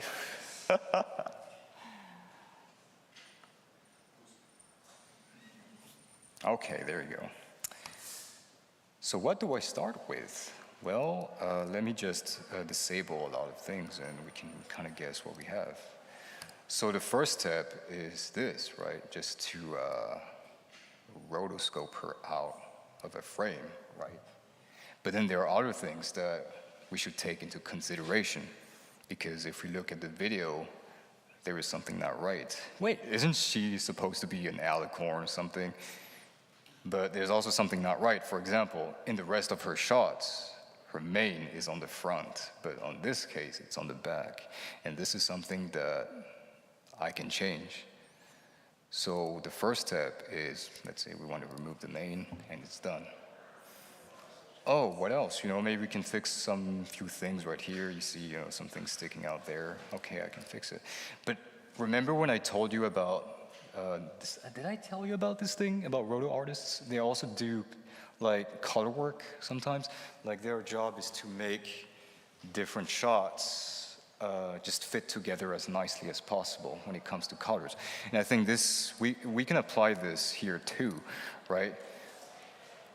So here I wanted to make sure that Twilight's color palette would be the same on every other shot, because on every episode, they kind of change ever so slightly, right? Especially with the seasons going on. So I'm like, okay, which color palette do I like the most? then I told myself, okay, you know what, man, let's just take season 8 and call it a day, right? So here we have, you know, something where, let's say, we start with a preliminary level, so there you go. And I think I had a reference somewhere, but I guess I kind of lost it. And then here, since the color palette is slightly different, I cannot just do a simple like curves change or whatever is that, right? I have to change every single individual color. So let's say we want to change her fur. So I can do that, right? That's her mat. It kind of looks a little bit creepy right now, but she's gonna haunt our dreams, man. No. She's gonna beat me up again. Wait, did Twilight beat me up before? Oh, I don't want to know. That's some good water. Damn, that tastes so nice. Then we have some other colors, right? Not just this one. Wait, let me just put it back to normal. We have this color. I think this is the contours, right? I think you can see that. Can you see that? Just a tiny bit, right? Then we have her mane. Like this, ever so slightly, right? And if I activate the rest of them, it would look like this, right? So just slight changes, but it makes the whole difference when you try to make sure that all of the clips fit together, right? But now this is where the real magic happens. Wow, okay, see the big difference there? So the first step is, okay, I want the rest of her mane to be on the front, so let me see, can I activate her mane? Activate her mane, right? Let me look for it, so right here. So another problem is I would have to track it with Twilight, so that's another problem that's solved right here. It moves with her. But then we get another problem. It's not animated, it's just solid, right? You don't see it animated. So this is where we have a puppet tool to kind of make it move around, you see? Here it doesn't move. It looks very blocking, but like, yeah, you get what I mean, right? Solid, right? Here, you can see it move with the rest of the animation. Now we have another problem. It's in front of the ear, so we can just fix that. There you go. That's another problem that's been solved. Like this whole thing, because people always ask me like, is it difficult to make stuff like that? Well, I'm not sure if I can really answer that, because I think it stems to like, what is your ability to solve problems? Because when you make videos like this, you're always gonna come up with problems, right? Roadblocks. It's not just, oh, it's just a breeze, you know, I'm just gonna go from point A to point B. But in our case here, we have, in between these 2 points, we have many, many points, right? So now, okay, we want her horn to be longer, because, you know, she's an alicorn, right? Boom. And I already appreciated that, so that's nice, right? Okay, do we want a wing? Okay, let's add the wing. Boom. All tracked with her, right? Another thing, I don't like where she's looking, because I want her to kind of look down on the table where I have, you know, I'm holding my coin. I'm not sure if you saw that video, right? So I can change that too, right? So there you go. She's about to, so there you go. There you go, before, after, change her view, and I can just have complete control. So I can just, you know, make her move around, and just, it gives me control, right? Or maybe I can also change the eyes, right? You know, do stuff like that, and it's gonna look like this. Your typical, it looks like your typical bad OC. I'm joking. But that's pretty much what I do, this whole preparation phase, right? But now I'm gonna show you another one, because I think that might be interesting. So I think the scene I want to show you is this one right here, right? I'm not sure if you saw that video, but maybe I can play it back, actually. YouTube, and let's see, am I even gonna find it? Right. So let's see. You know what? Let's play it back. You know what? Ow! That's it! All bets are off!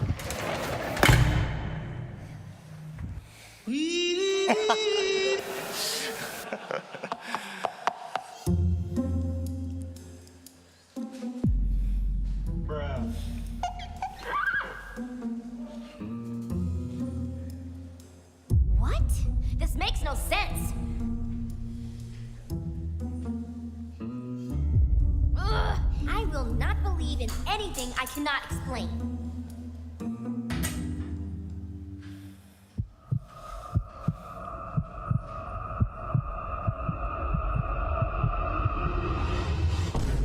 Just forget it. I don't need to know if this is real or not. I don't need to understand it. I don't even care.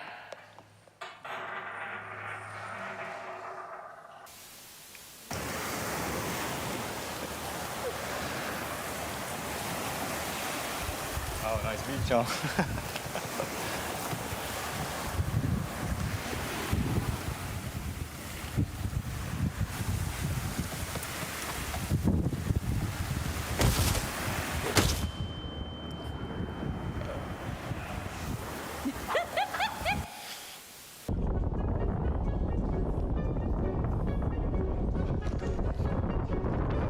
Yeah, I took that when I was on my vacation. I was like, oh, maybe I can use this video as something I could do for YouTube, right?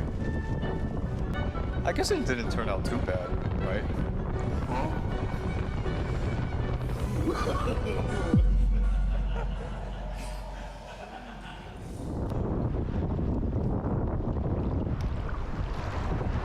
Oh, damn! Okay. Okay, so I think I'm going to show you this clip right here because it looks pretty cool. With the cool looking effects and stuff. The light scatter and stuff like that. All the technical effects that I don't want to go into. But how did we come up with this? So, like I explained before, like with Twilight, we're going to go with Coco Jack. That's how we rename my project sometimes, right? And it's the same principle, right? So we go here, and, well, oh wow, it's just her hat now. So this is the original shot. Now there's a few things I don't like. Like, for example, you can see her talking, right? But I don't want her talking, right? So same principle. I can do my initial mask right here. Of course, we have the computer helping me to do the hat, right? So that's the hat. And I just use the color key. So that way it kind of makes my work a little bit faster, right? There you go. Okay, Windows. So I don't really like Windows 11. Like, it keeps destroying my color profiles on my screen, so I can't really make the colors like super accurate. Like, I would go in another window, the color changes. Then I go in another window, then the color correction changes all the time. Like, why can't they put a color correction directly on the screen instead? Like, I don't know. I mean, ask Microsoft, I guess. But anyways, instead of ranting, like, so here we have the mouth closed. So I made her shut up. She's gonna kick me one day. Like, she's gonna watch the stream and I'm dead. So what I did is, well, okay, you know what? Let's mask her. Let's mask her talking mouth away like this, right? See this? Boom, there you go. Then I took a shot of her closed mouth, let's say here, right? Which is represented as this. And what I did is simply track it with Applejack so that it follows her movement. Wait, that didn't go right. And this is what we get. So now she's not talking.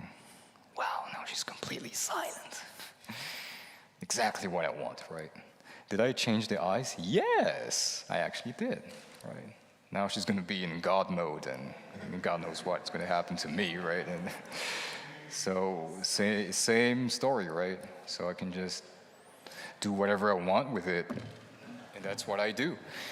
So now we're going to go into the scene itself, the project. So let's just load it up again. There you go. But how do we go from the clip, which is right, let's see, is it this one? This to that? That is the best question right there, right? So now the thing is that, again, the preparation. So what I do is I literally have to isolate every single body parts from Applejack. Like I have to cut her in pieces like this. And we have this mess right here. So we have a mask for the tail. We have one for her mane, the ball of her mane. Like, is that how you call it? I'm not sure. I'm not a girl. Now it looks like a mess, but the ending result is somewhere. The color check, there you go. This is what it looks like. So this is a way for me to kind of verify, okay, is everything looking fine? Is there any problems? And so far it looks pretty good, right? So then we are off to the next step. Let me just find myself. I can't even find myself in here. So then we can start the shading process. Ooh, right. So let's say we're going to start with the body, right? So we have an adjustment layer that is using the body right here as a mat. So that way I can have complete control over pretty much everything here. So just to prove a point, let me just like, can I disable or free? You know what? Let me duplicate that and just let me prove a point. Oh boy. I can change whatever colors I want. Like if I want to change, let's say the hue, I can do that right there. Okay. Right. So, I mean, you know what? Let's animate that. Let's do that. Like channel, like what is it? The master channel range, right? And let's just do that. Is it gonna work? Like, maybe that's a good way to verify if the mask is good, right? I think she took a star or something, right? Invincible. Right, so this is the shading, right? So we have animated masks right here. So based on the footage itself right here, we want to kind of, we just kind of want to see, okay, where does the lighting come from? Up here, obviously, right? We have the camera exposure. We have the white balance. You have the contrast, micro contrast. Now, I don't think micro contrast is going to be too important here, right? But we have different stuff like that to take into consideration so that she's going to blend in, because otherwise, the human eye is like extremely good at finding mistakes, right? Because I guess this is an evolutionary trait, right? The human eye is really good at finding dangers and bad stuff, right? And so my job here is to try to minimize these as much as possible so that it kind of just flows with the video. So as a first thing to do is, wait, let me just disable my proxy, because otherwise this would take like 1 billion years to load. So let me go disable that. Oh, she disappeared. Okay, that's actually pretty good. So she won't kill me, right? So this is the original footage, right? So first we just, color correct it. We just do like curves like this. Then we add a little bit of vibrance just to make it nice and colorful, make it pop. Then we verify the levels. I guess we can agree that this is a perfect level. And so once we finish with the color correction, once we're happy with that, okay, now our job is to try to make sure that our character is going to fit in this frame. Another thing that I like to do is to make myself stand up in this location right there, so that I can kind of guess what Applejack's scale is going to be, right? So here, we're just going to do some shading, right? Animate it with the body. Now, something to never do is to, let's say, do one shading, like let's say we're going to do her, her hoof, right? And then animate it. Then we're going to do another body part, and then animate it again. The problem is that once we find mistakes, like if we look back in here and we find out, oh no, it actually doesn't look good, guess what? You would have to go back and fix every single frame back, right? So what we need to do is to first do a full shade from the very start.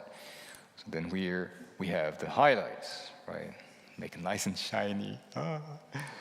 Then we have the main neck, right? I don't know how to rename stuff. So the main neck ball, like this. Then we have the tail ball, foreleg. And it's just step by step, right? And also, I think it's something like when people ask me, oh, is it difficult to do stuff? I think the difficult thing is the patience. Like, you have to have the patience to do stuff like that, like for a long time, because these videos, they don't take a day to make, right? So we have the foreleg here, foreleg back, and et cetera, right? Just one by one. Then we have the drop shadows, boom, before and after. This. And then we just want to make the mane a little bit more shiny, right? And this is what we get. Let's disable that. And let's see. And there we go. Wait, why is this like that? Okay, like this, right? So this is where we get a result, like that. So now our job is to try to make her fit in. So what are the first things we can do? Well, anything really. So you can see that she's in front of that bush. So what do?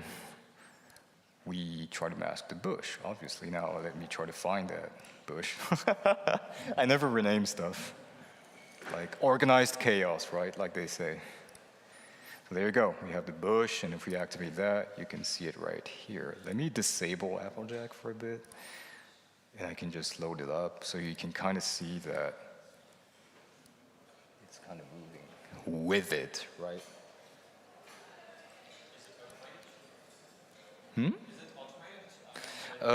Here it's, you could do it in an automated way, but I did it the old-fashioned way, so, by hand.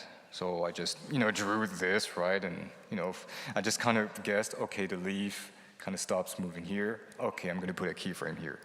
And it moves up here. Okay, I'm going to put a keyframe there. And, it kind of works, right? We don't need to go like, at the very pixel level, right, to get things right. Otherwise, I'm going to take like 4 months instead of 2 months of making a video, right? Wait, let me just drink a little bit.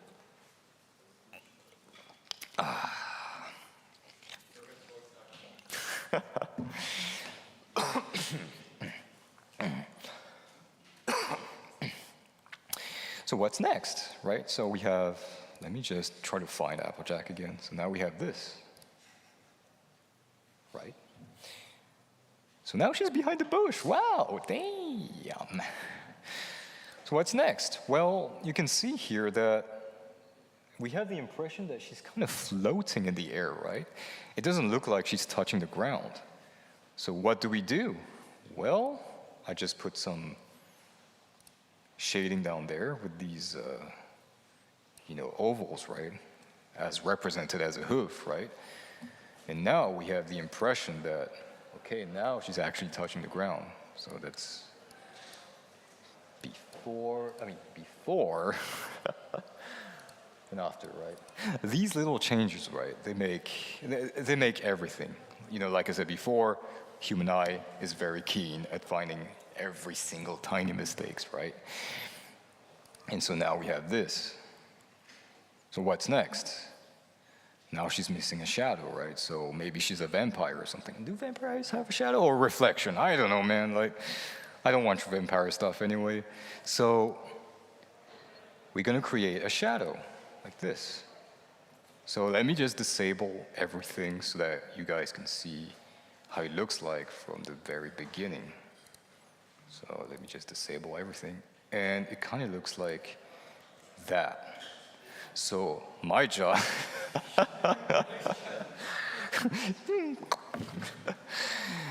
so here what I did is try to match her hooves with her other hooves.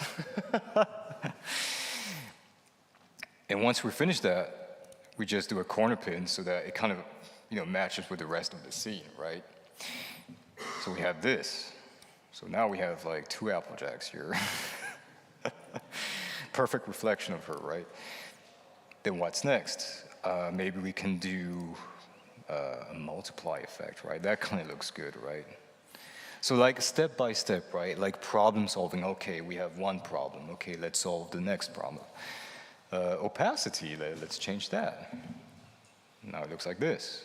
Then we have the tint to make it, a shadow. And then we have a Gaussian blur. Now, what I could have done, for example, if I was really picky about making this the absolute perfect thing, right? Like, I could have made it like a progressive kind of like blur, right? Like, it would be like nice and sharp in the beginning, and then would kind of blur out as it goes, right? But I was like, nobody's gonna notice that anyway, right? Like, oh, come on, man. I didn't receive any comments yet. Maybe that's when I'm actually gonna get a comment. Yay, Storm, man. So then there is another problem. Her shadow is visible regardless about the rest of the scene. Why am I talking about that? Well, if you look at the scene, you can see patches of light. So naturally, Applejack's shadow would have a different effect on the shaded parts compared to the lighter parts, right? So what I did here is something relatively simple here, like this. So what did I do? I told the software, okay, anything that's darker, we want to remove, slash it off. So we're gonna have something that looks like this, right? If we just put everything as red, it would look like this.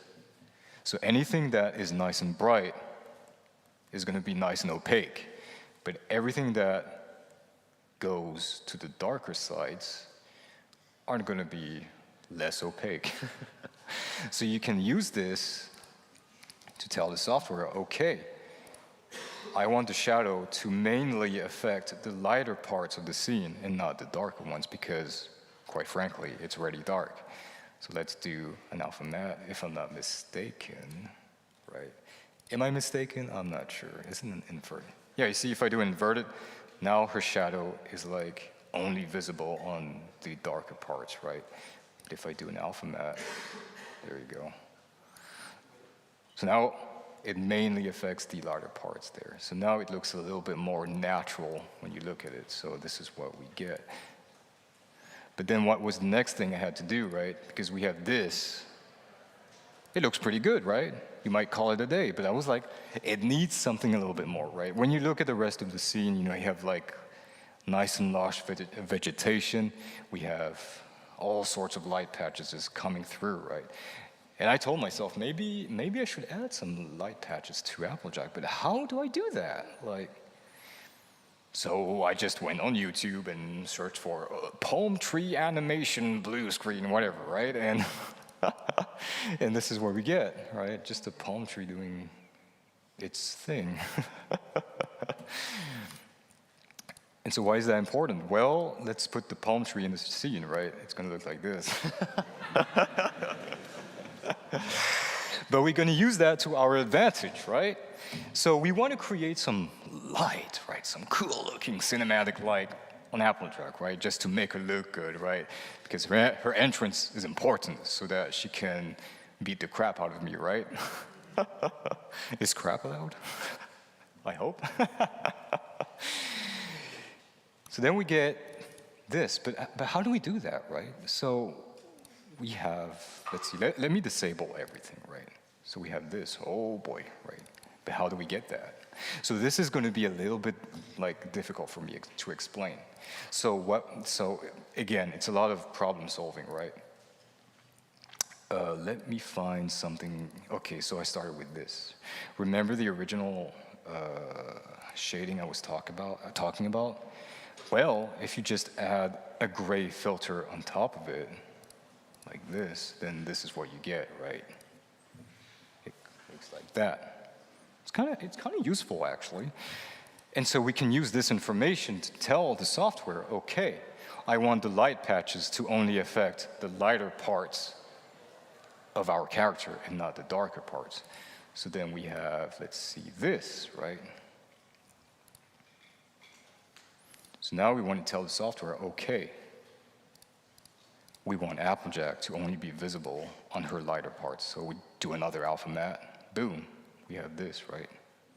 So all of her darker patches are less opaque, right? And we can use this to tell the software, if I can find myself in there, okay, we're gonna just apply it on top of Applejack. Let's let's see, do we have a transfer mode? No transfer modes.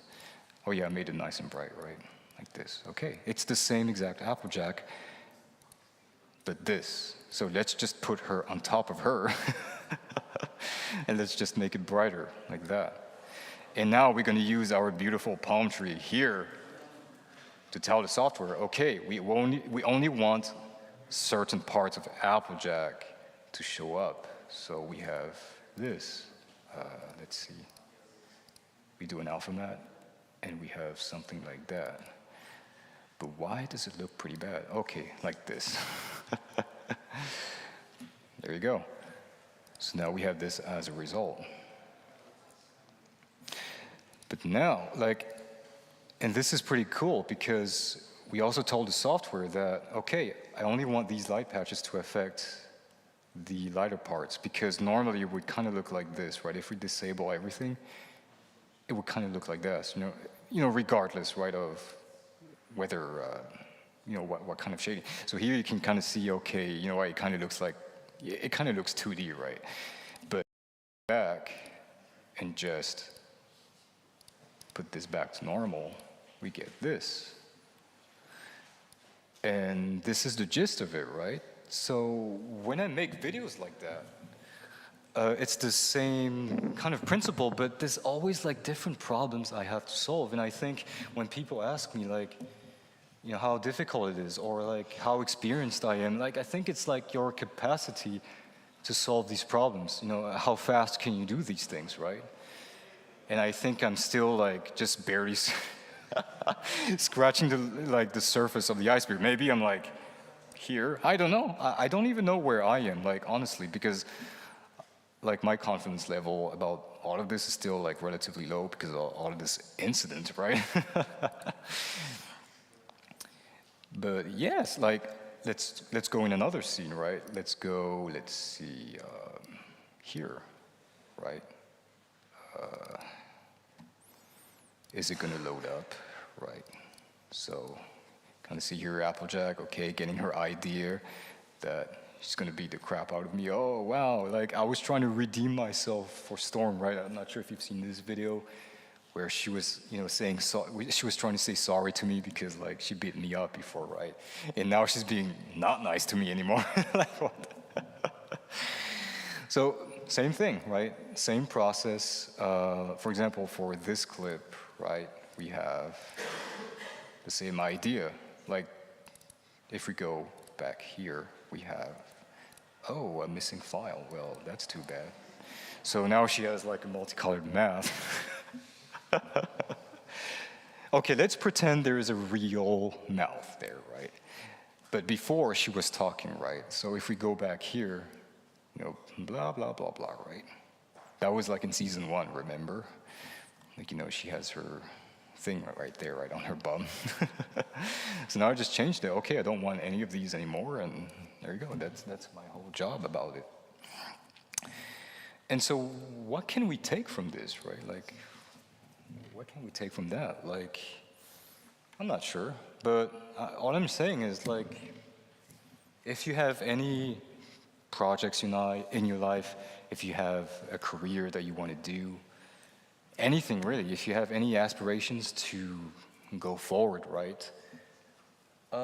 Maybe you can use me as an example of what not to do, right? Because I was all over the place, right? But all I'm saying is, guys, just don't give up. Yeah, simple, straightforward, man. But yeah, I think that's about it. Maybe you guys have any questions. I hope they're not too difficult.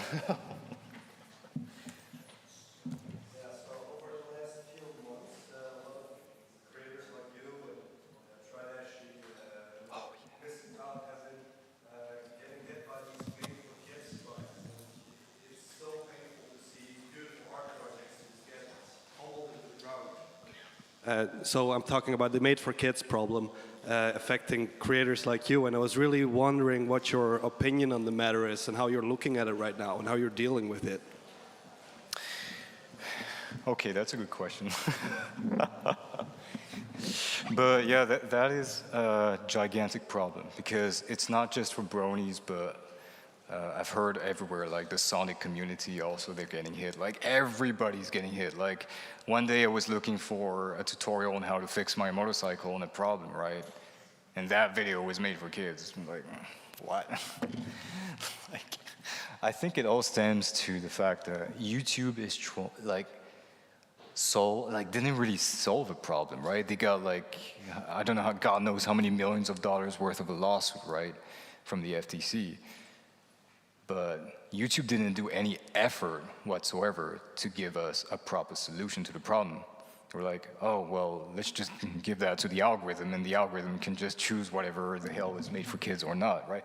But that's a big problem because a lot of times, especially these kinds of videos, right, they're not necessarily made for kids. Like if you go to the YouTube guidelines page, it clearly says that an animation is not necessarily made for kids, right? And I mean, this thing can be catered towards a general audience.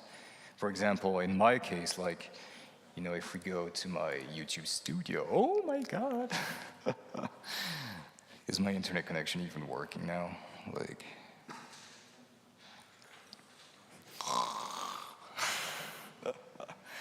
it's not working. Oh well, too bad. Right.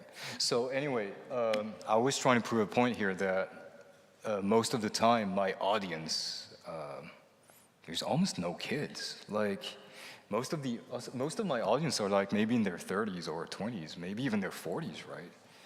Like if we look at the 13 to 17-year-old class of people, in most of my videos they represent like 2%, 1%. I think on some of my videos they were like at maybe 0.7%.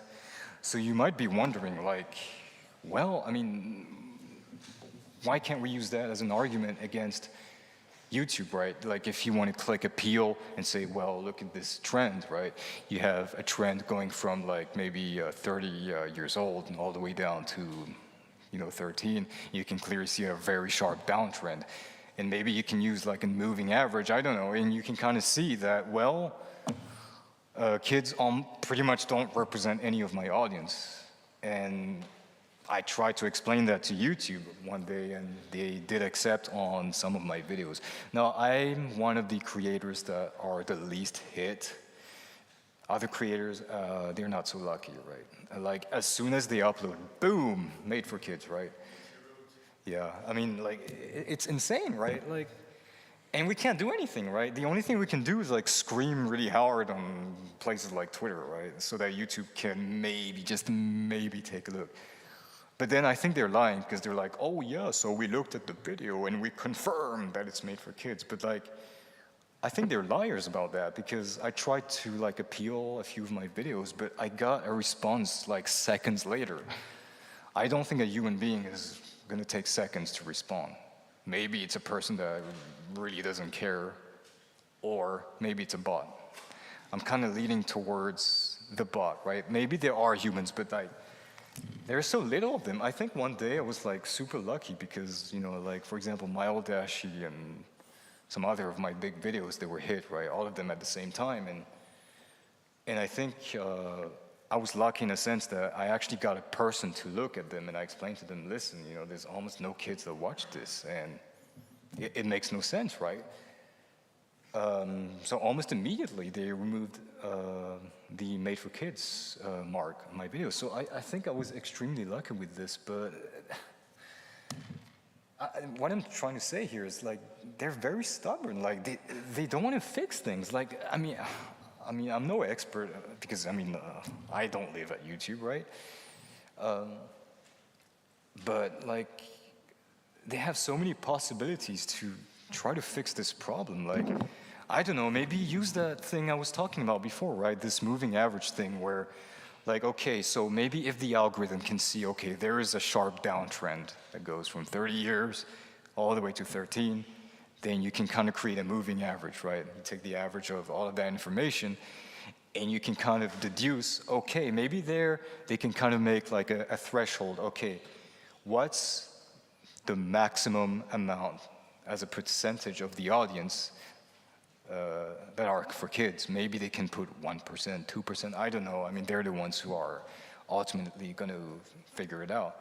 But I think maybe, I don't know, I'm no expert, but that could solve a lot of problems because I see all the time, everywhere, people are saying that, oh, you know, it's like what, you know, 2%, 3%, right, of kids that are watching my videos, right? It makes absolutely no sense, and it's absolutely true. If everybody's talking about that, why can't YouTube add that as an extra metric for the algorithm? Like, that could potentially make the algorithm a little bit like more precise when it comes to finding videos that are truly made for kids.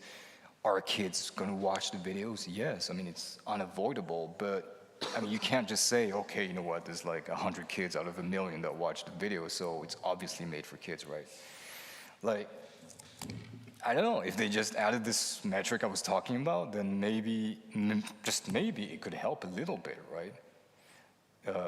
Into their consideration, because yeah, sure, it might not be the exact metric to, you know, to choose, right? Because there are different factors like, oh, are there animated characters in the video? What's the subject matter? Are there toys being promoted? You know, things like that, right?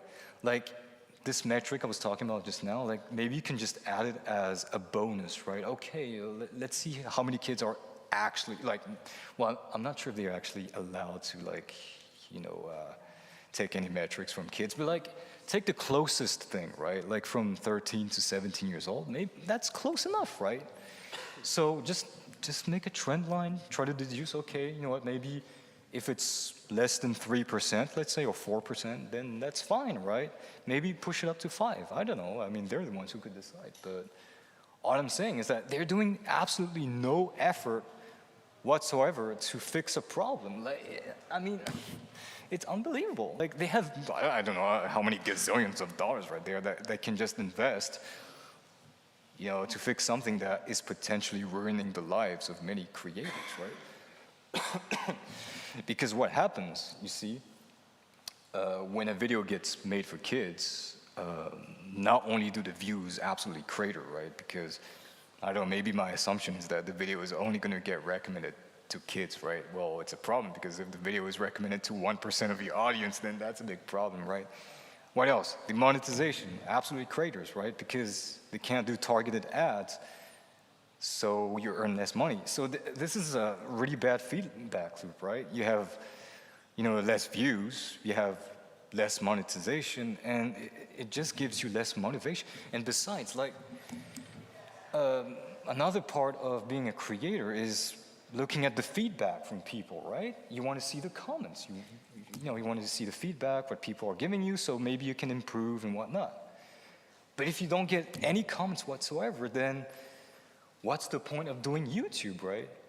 Like, maybe, or I don't know, like, you could maybe upload a video, right, to try to communicate to your fans, but it's not the same thing anymore. It feels like you're talking to a brick wall because there are no comments. So you're just going to have a video there about you talking about stuff, I guess.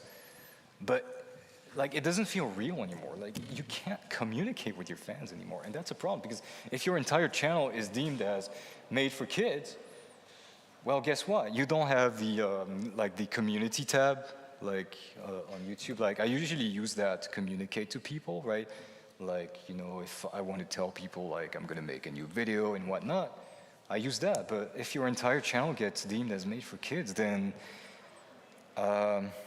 bye-bye. So yeah, I mean, I don't know, YouTube being very stubborn, right?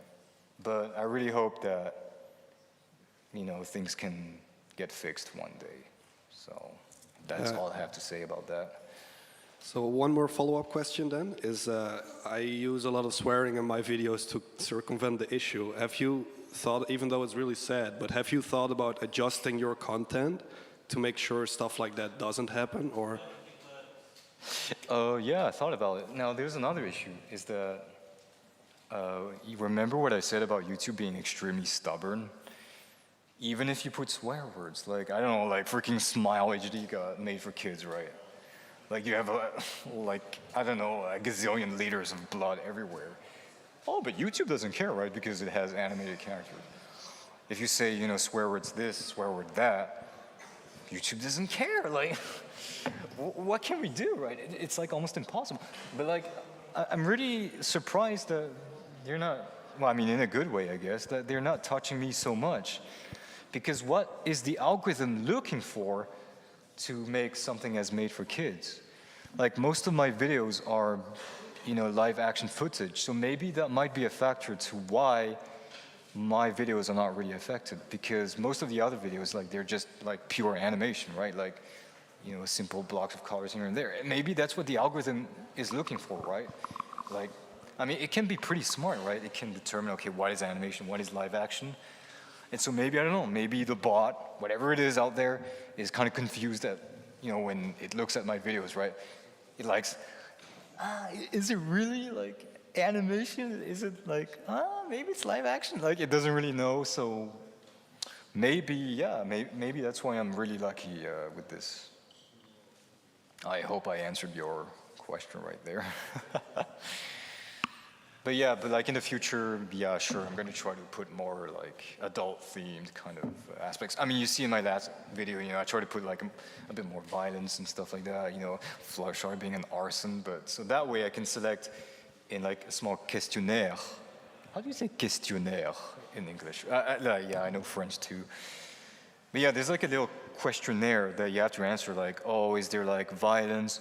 Is there like anything else, right? And so I try to put just enough so that I can tick these boxes, right? So maybe that might be another thing that might convince the bot to say, oh, okay, maybe this video is not necessarily made for kids, right? But I don't know, like we're just blindfolded at this point. Like I guess we're trying to do our best, but we just can't, right? Like it's impossible, man.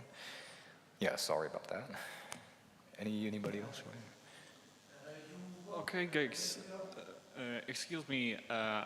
Unfortunately, time is limited. So basically, I think Storm Effects will be glad to answer your questions after the session itself. But unfortunately, we need to continue, and I think we'll have a lot of fun there. Okay, well, good. I guess we're done here. But I mean, if you want to ask me a question, then you can just talk to me personally. Yeah, basically, I don't think he's biting. So I think you can come and ask him questions. Yeah. So I hope you guys liked my panel. Yeah, that was totally awesome. I did my best.